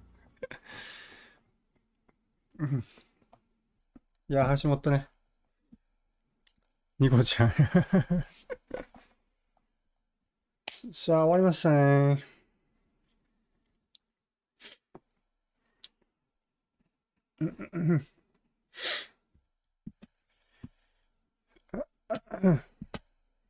ね、世界的俳優なのに本当だよね。いや、多分、1時間ぐらいしかやってなかったね、今回。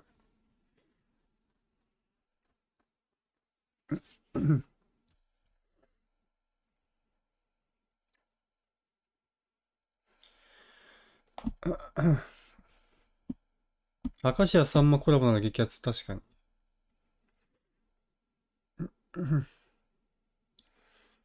やべ。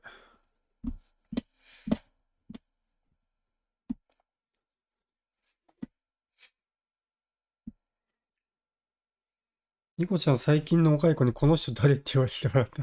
いや、絶対知らないでしょ。多分。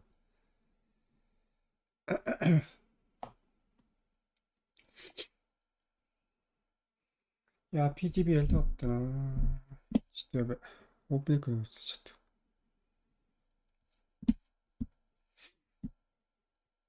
恋愛ゲームのアップデは何時ですか？いや、多分ないっすね。もう1回しかなかった、あれ。マジ無駄したわ。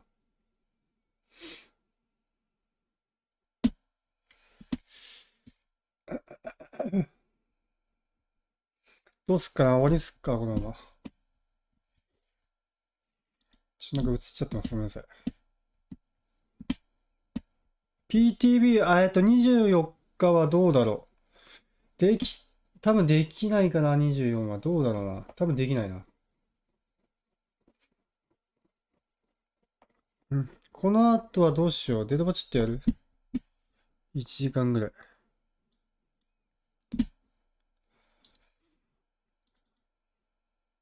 ちょっとやるか。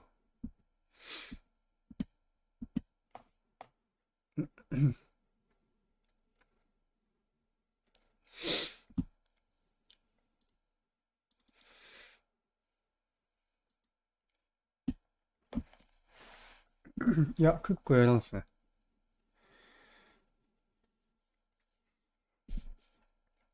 パークが気になるよね。ちょっと。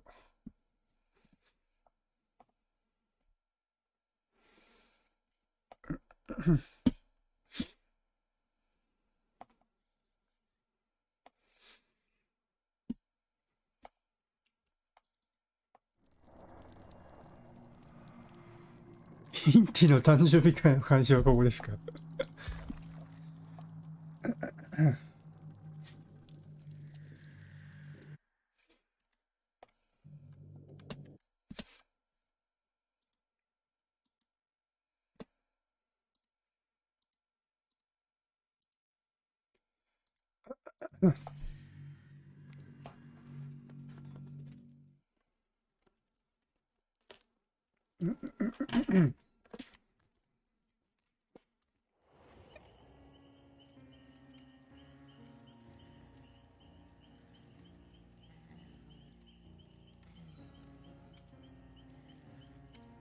クックでケーキ作ってください。いや、みんなそれ最後まで見てってよ、それ。みんな最後まで見てってくれるならあれだけど。やばい。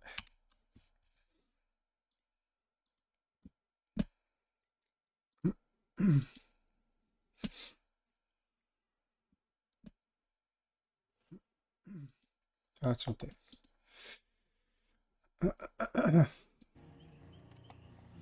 あれだ、明日誕生日か、そっか。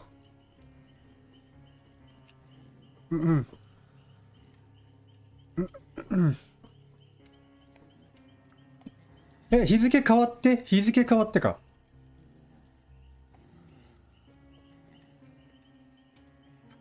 日付変わって、21か。あいつおめでとう。ちょっと早いけど。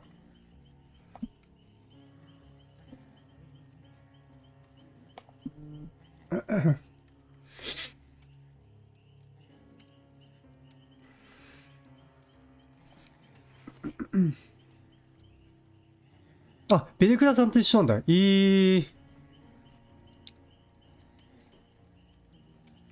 ゃあ、アイさんとインティチキンだな、誕生日。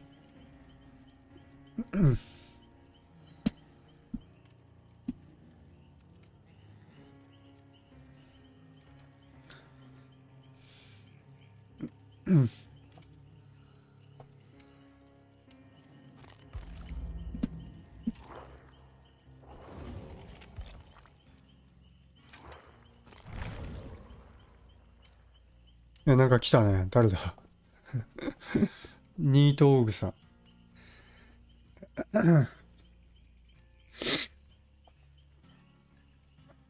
あいさん、ハッピーバースデー。インティも。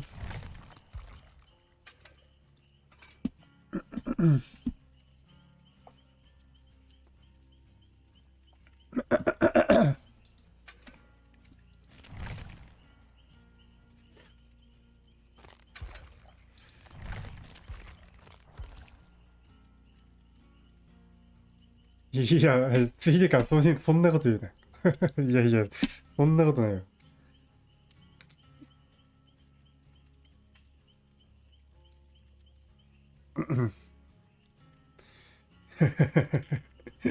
そんなことないよ。ついでかもないよ。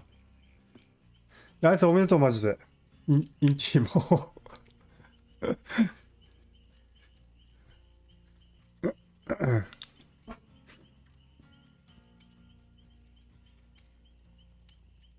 ついで女子じゃないけど。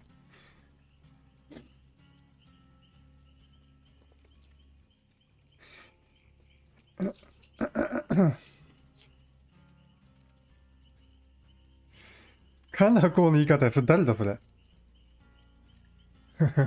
誰かな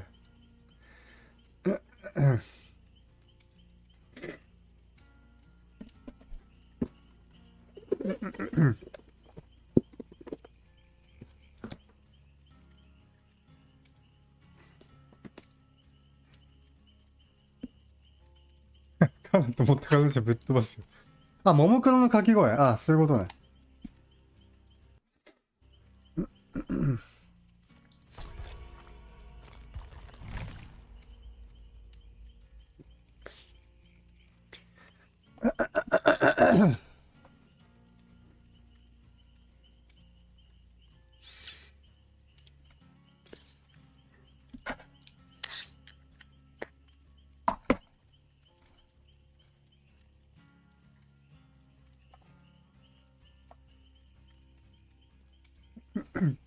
でもインティもあれだよね。誕生日覚えてなくて、お子さんに言われて気づいたっていうね。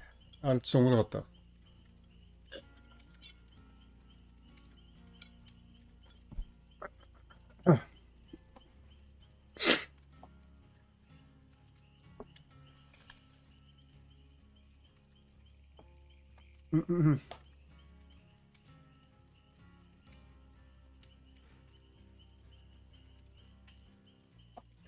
かわいかった。いや、可愛くないっすよ。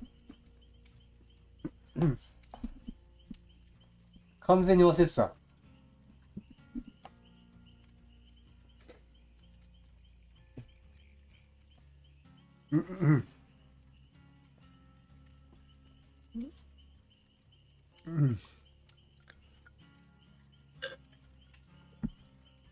ね、かな可愛くないよ。アイさんが言ってる。まあそうだね。確かにもう誕生日とか確かにわかる。マジでわかる。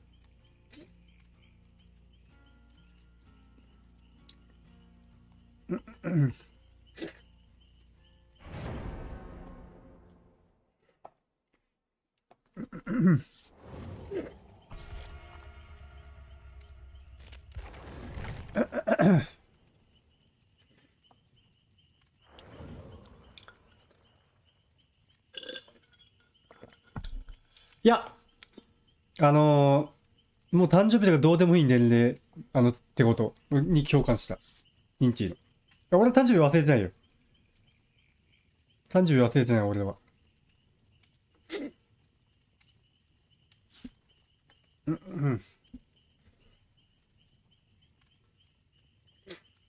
まあ女性はね、まあ、あれでしょ。男は結構あれよな。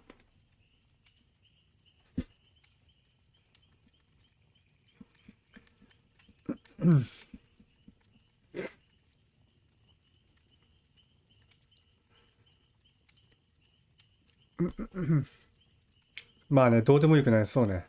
女性はそうだ。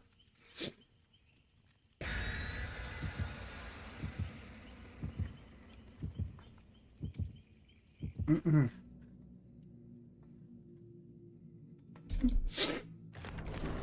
うんうん。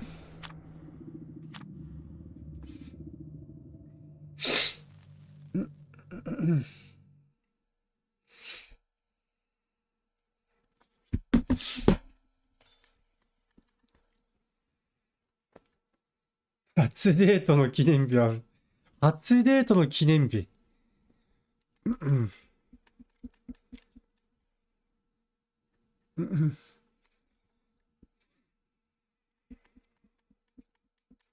んうん。付き合ったあれとか覚えてるけどな。うん。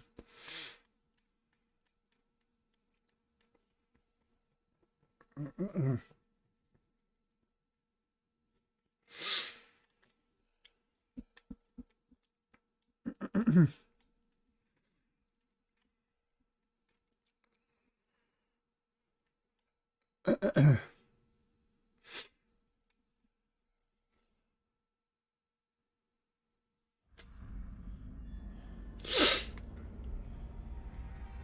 お母さんの誕生日って、それはもうじゃあ完全覚えてる。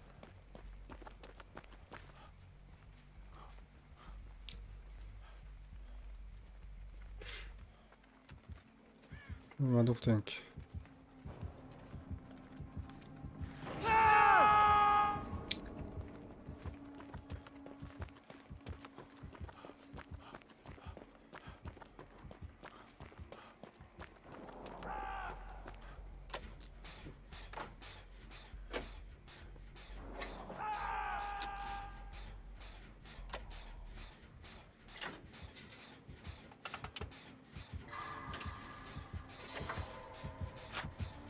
こっち来たか。い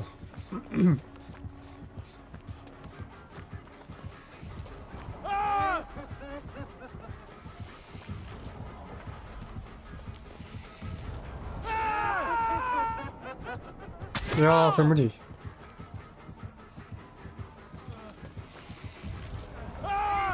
やー、これきついな。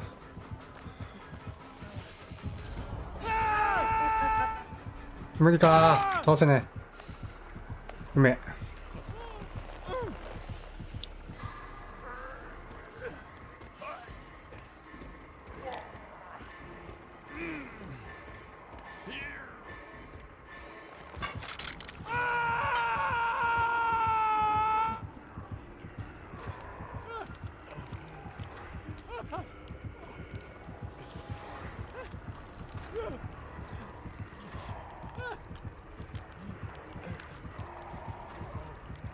めっちゃロック入ってるよ。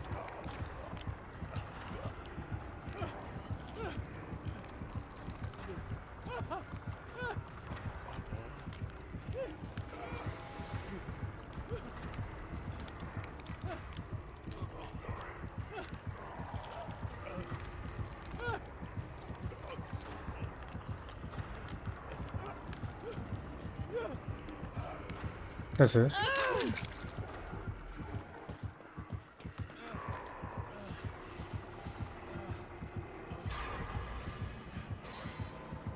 うわ、最悪。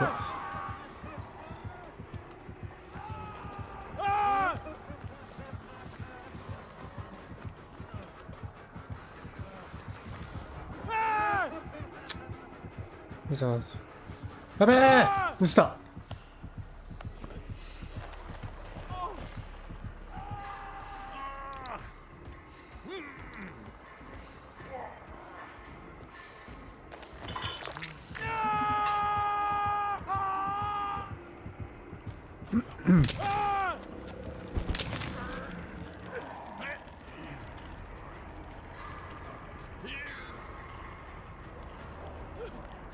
やらかした。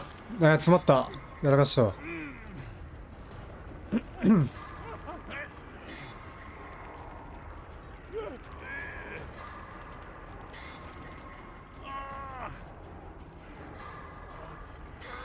や、これトンネルやろな。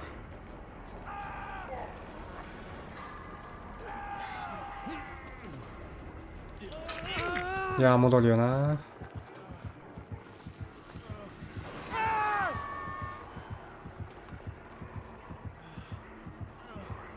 追ってる？いや、追ってないね。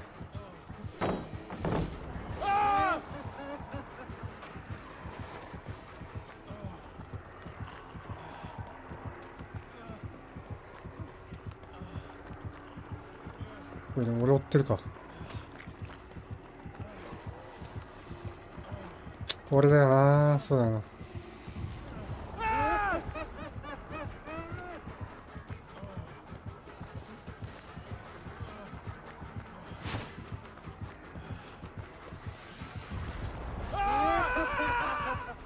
ああ、倒せない。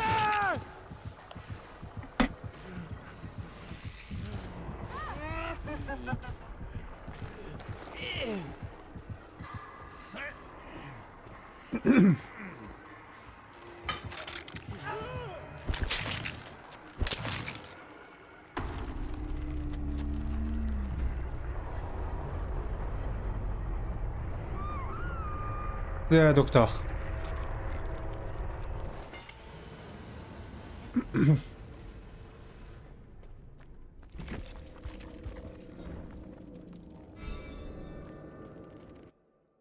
何もしてねえ。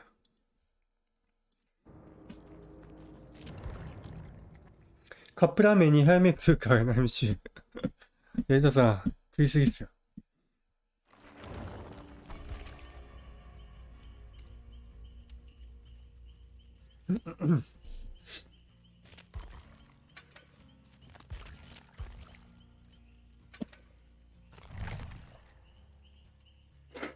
ありがとう。今のやらかしたらマジで。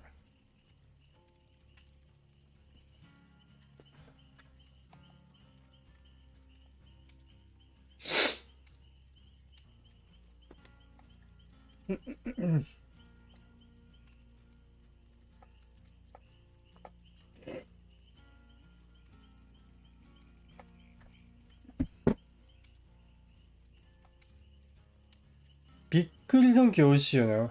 びっくりドンキー好きなんだけど。ソーセージパンもいいや、食いすぎやろ、ゆうたさん。食いすぎや。あ、インテおやすみ。ありがとう。またね。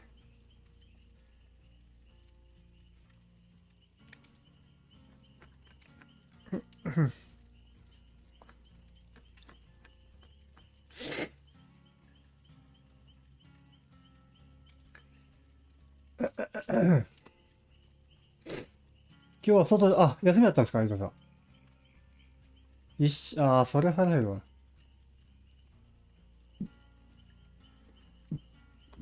うん。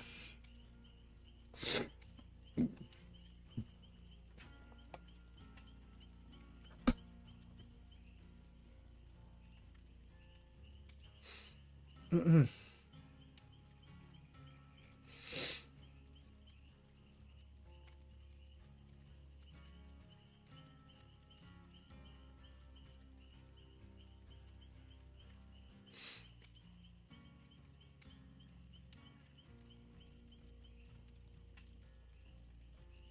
あ、チャームもらえるのかな、これ。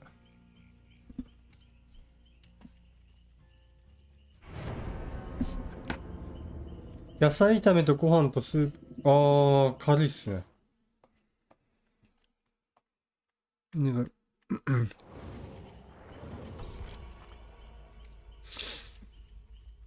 ビッグ丼は、そうだね、しげさん。チーズハンバーグ。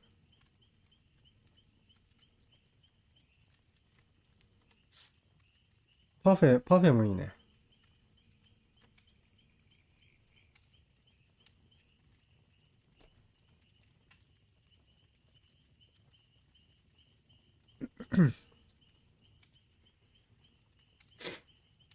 今日は2個、すげえ。あれさ。いいね、うまそう。煮込みハンバーグ。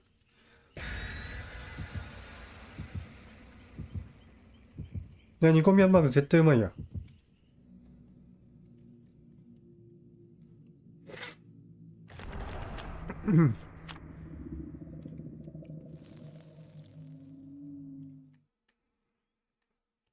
絶対美味しいやつだよね、煮込みハンバーグって。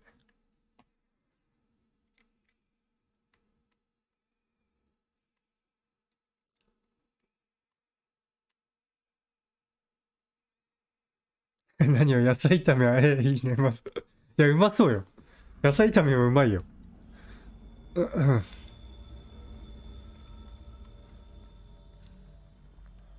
ゆたさん、愛さんの煮込みハンバーグ聞いたら、これちょっとね、あんまそそらねえな。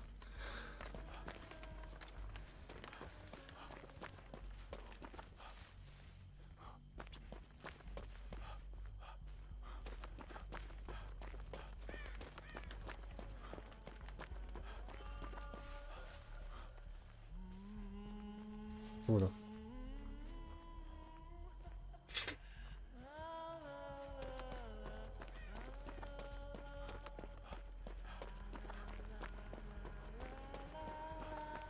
これ来てるか、こ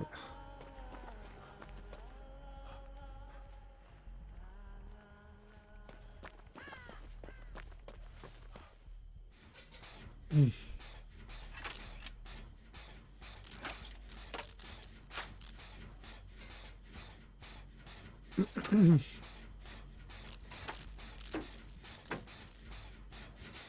うん、いや、軽くない、軽食だね、みたいな感じでした。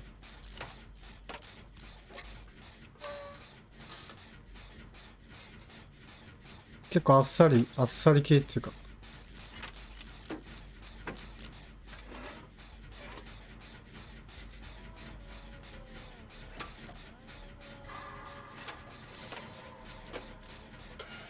で、日高にしては、結構いつもなんかがっつり食ってるイメージだから。多分みんな的には。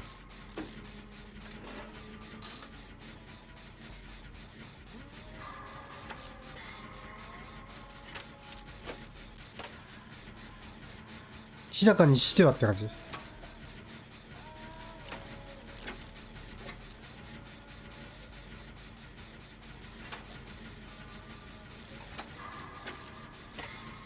食いしん坊会でやめてくれ。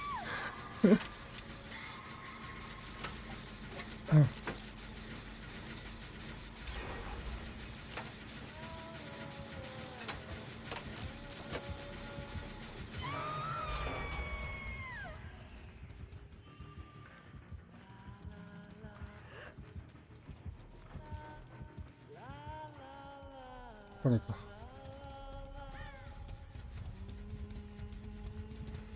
白ご飯に目玉焼きとで、ああ、それうまいね。間違いないよ、それ。ゆたさん。ごめん。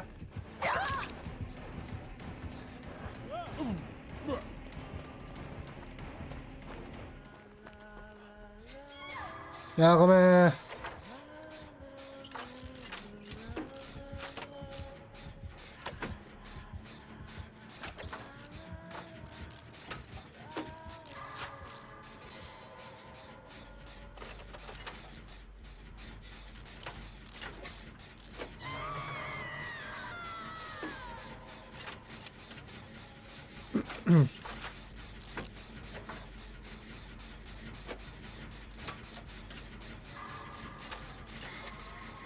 これキャンプやろ。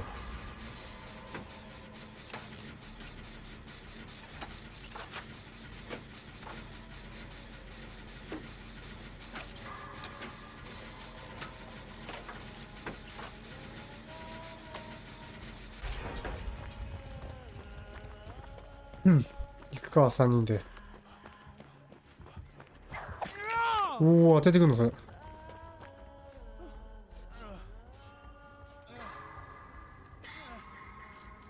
あ、抜けねえか。気をつけしょ。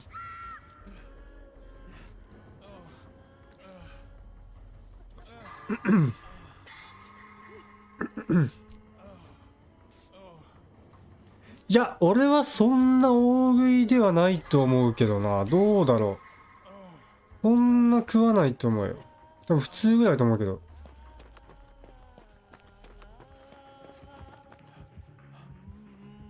地下か。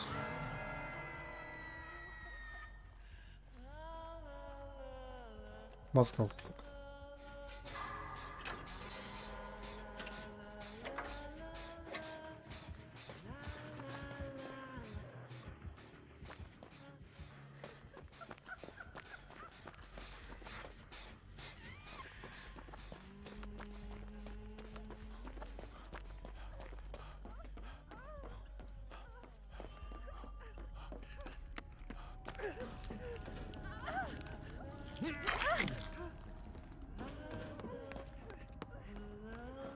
れ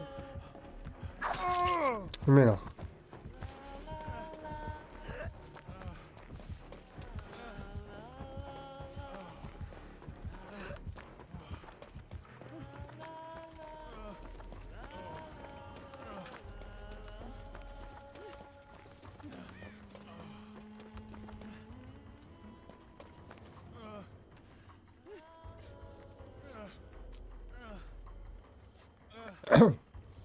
そう、ラーメン重にするぐらい。そう。だか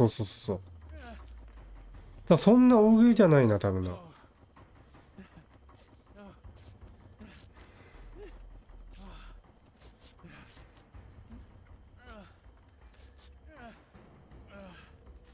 ゆたさん、なんだそれ。あ、ゆうさんこんばんは。いやー、誰もしてねえな。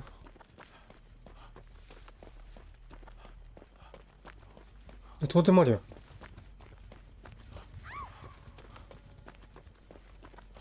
なんだこれ。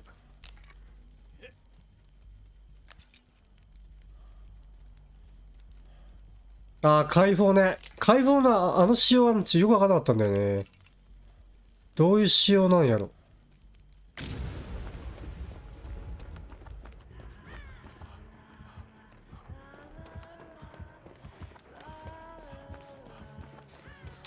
ジェニマしてえな。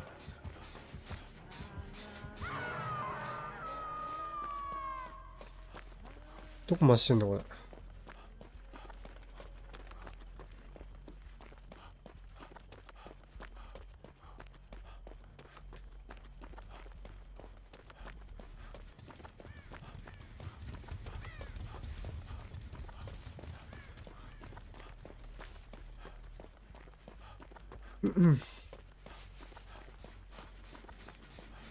まず。ペンティメントか。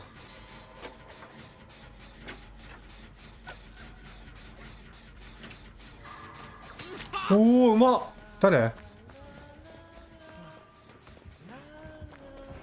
やべえ。死ぬこれ。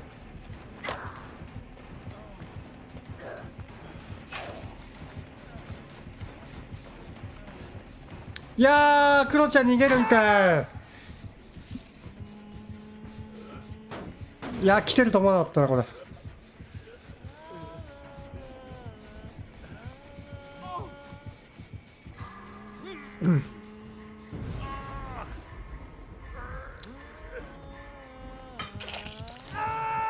ああ、玩具か。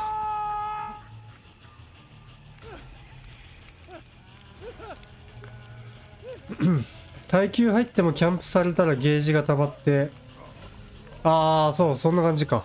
確かに。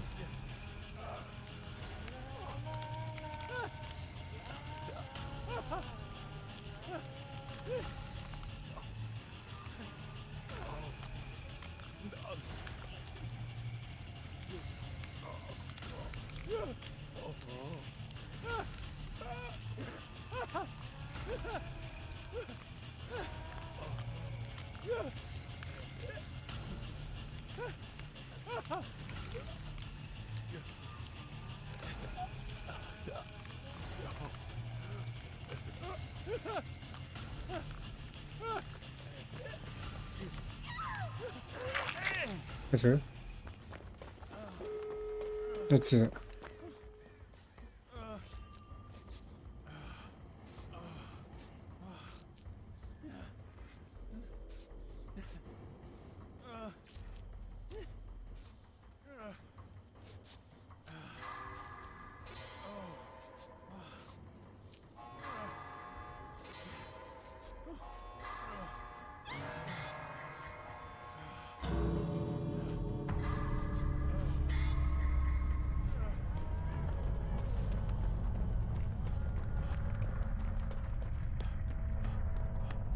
Look up.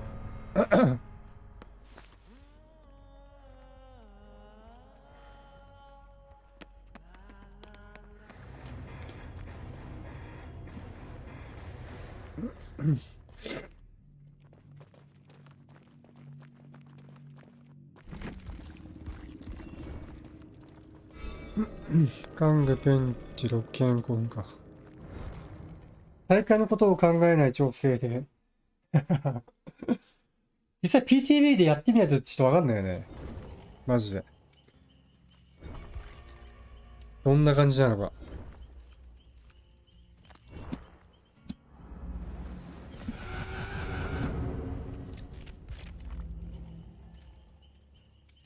あ、ちょっと、あれ、子供だろうか。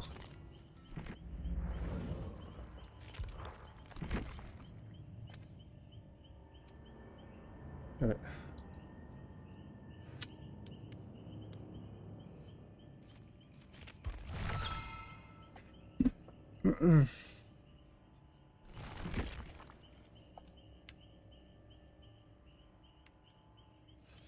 トラッパー、花。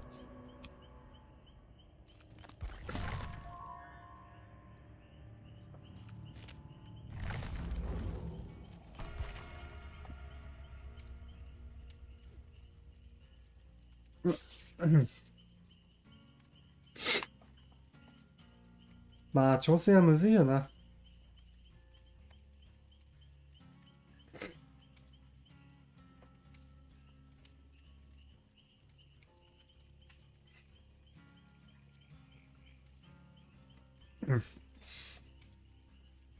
まあその解放のやつもちょっと PTV でどんな感じになるかちょっと楽しみだね。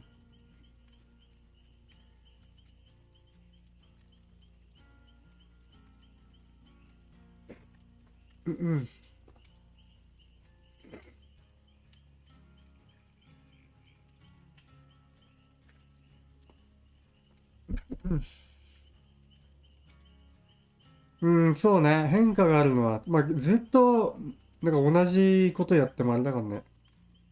しげさんの言う通りよ。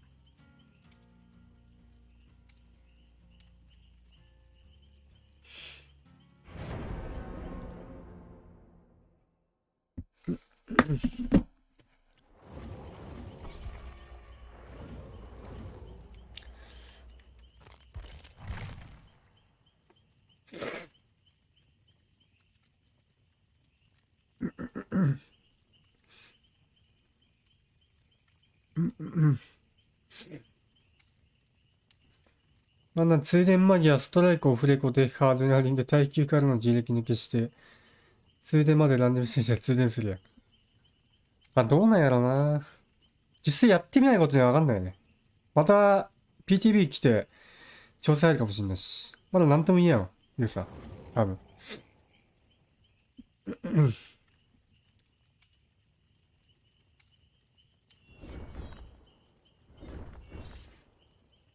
とりあえず俺の救急箱は元に、どういうことですか？ああ、あれですか。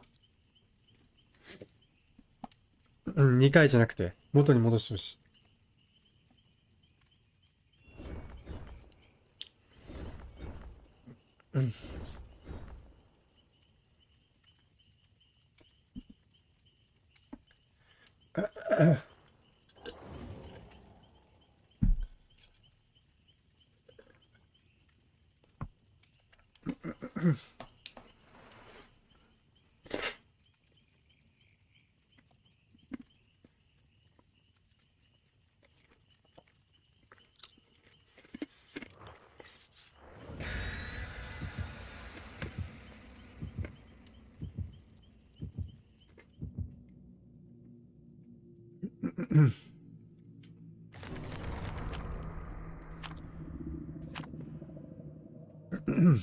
そうそうそう、しげさん。PTB で試してから。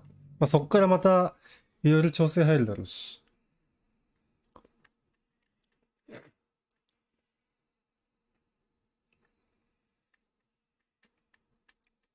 いや、パーク10個はきついわ。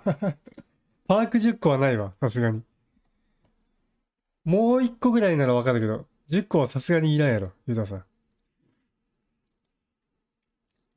なんかごっちゃごちゃしそうじゃない？ 10 個待ったら。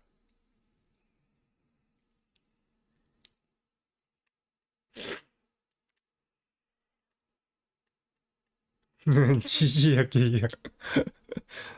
絶対ごっちゃになるよ、それ。今何のパーク発動してんだろうみたいな。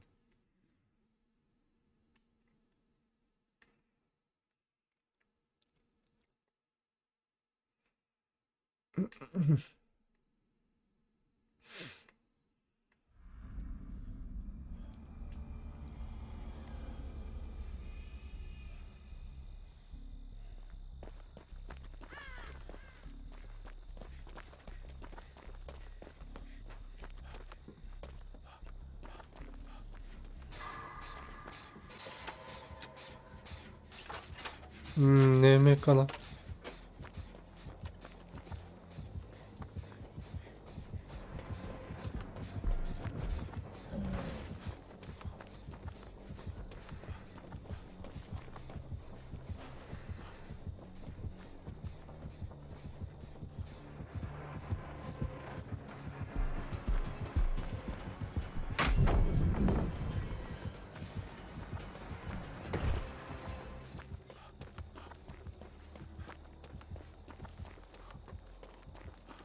超えましたよ。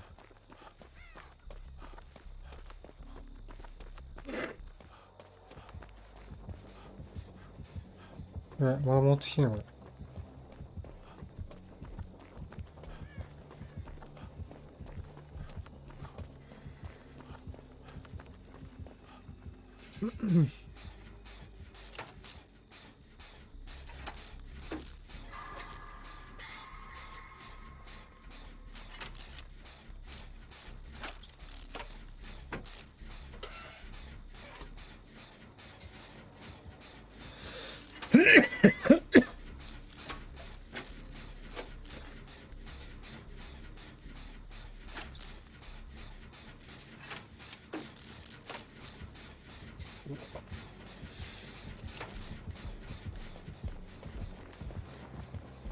いやー、こういう来たくないか。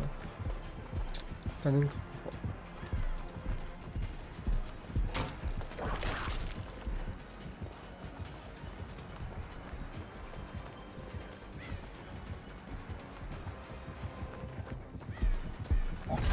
やべえ、当たっちゃった。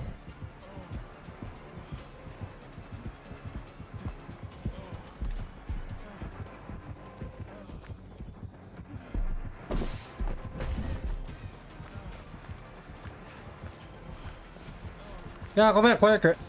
ごめん。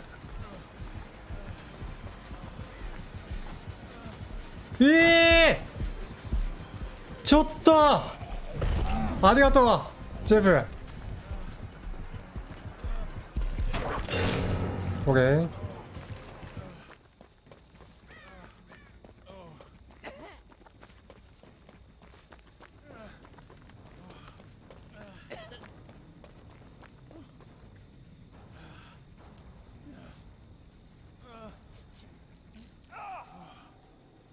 いやー、ジェフごめん。ありがてえ、マジで。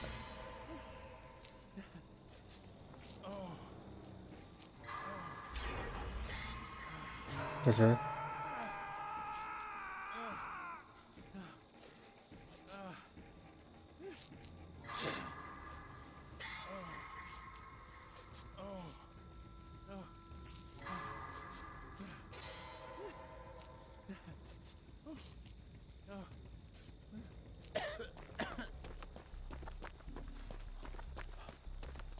いや、誰もいかんか。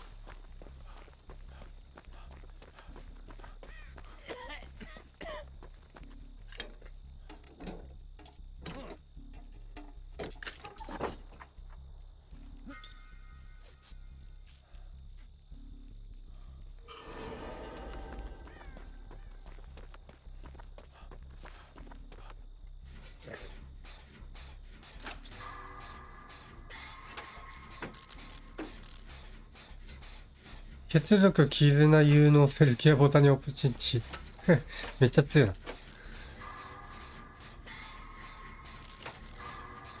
な。あ、敵はちょっと。これキャンプやろうな。トンネルか。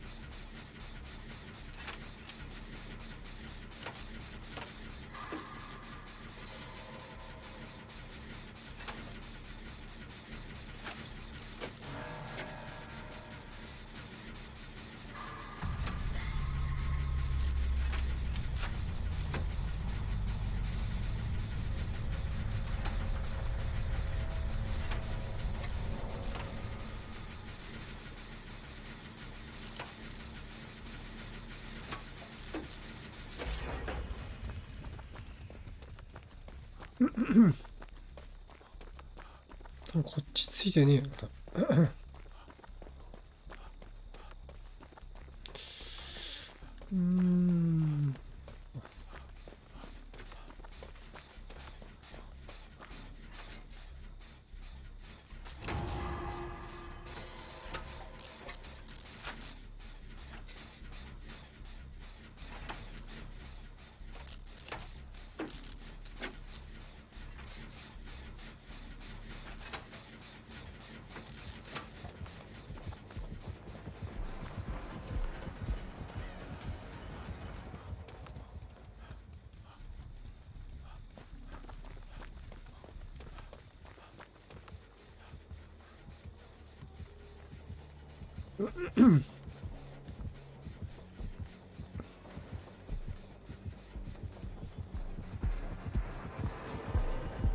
うわ、バレた。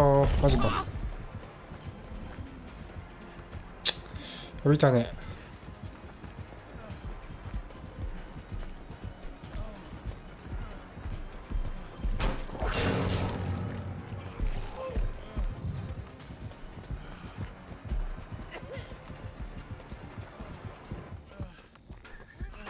え、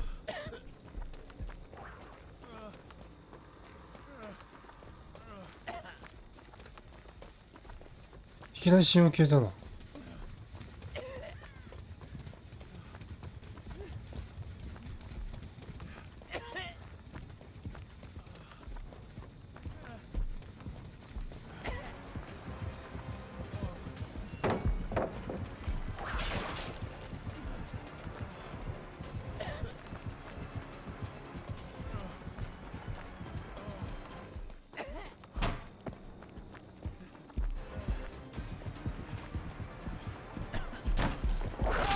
いやー、当たるか。いや、誰も死ねましたね。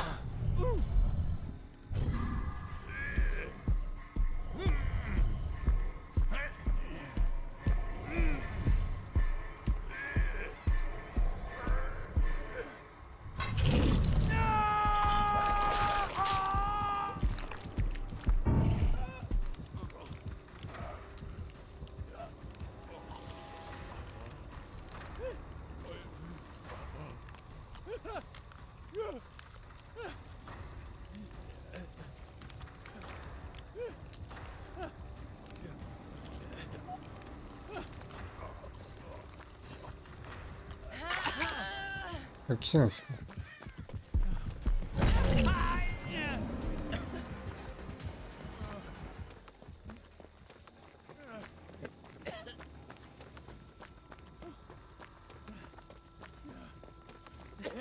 技見る。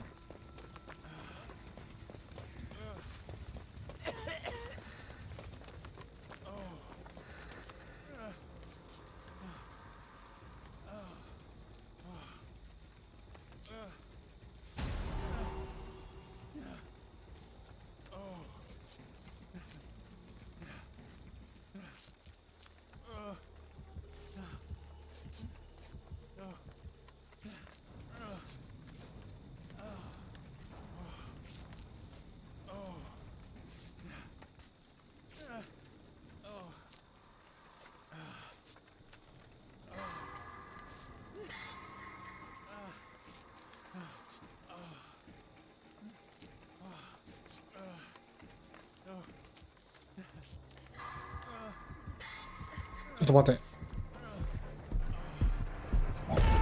いやいやいやいや。マジか。もうちょいだったのに。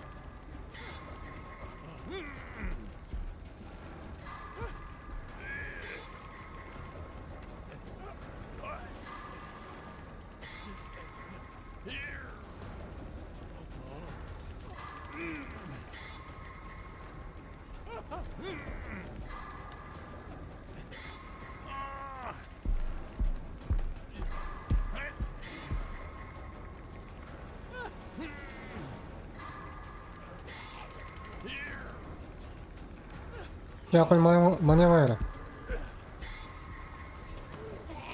レスキュー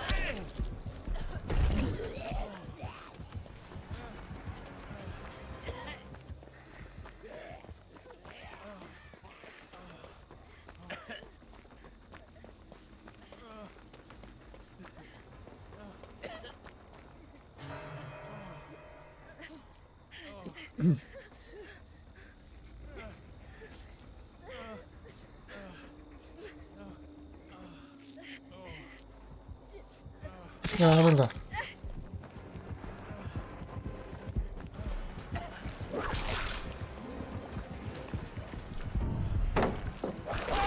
無理か。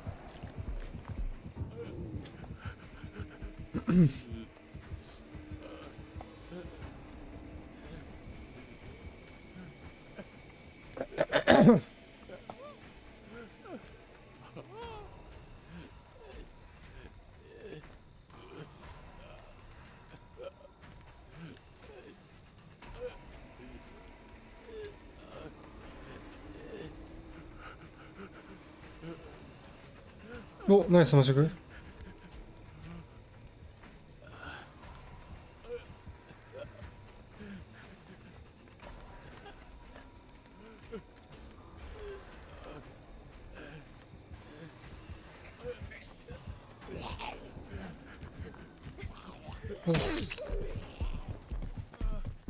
いや、無理だ。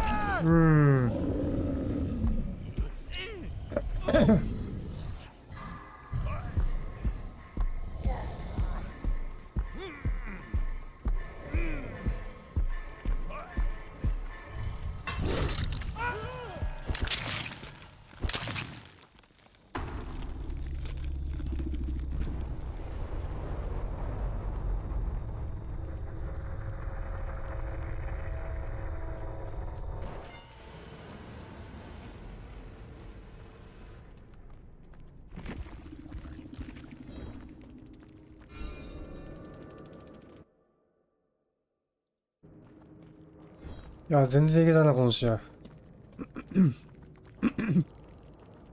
あ、しげさんありがとう。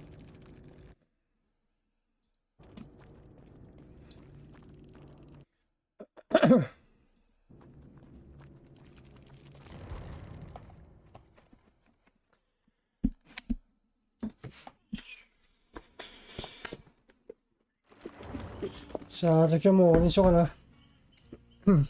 ちょうど1時間やったんであれから。うわー、疲れた。じゃあ今日は皆さん7周年の配信見に来ていただいてありがとうございました。また楽しみが増えますね。あ、しげさんお疲れ様、ありがとう。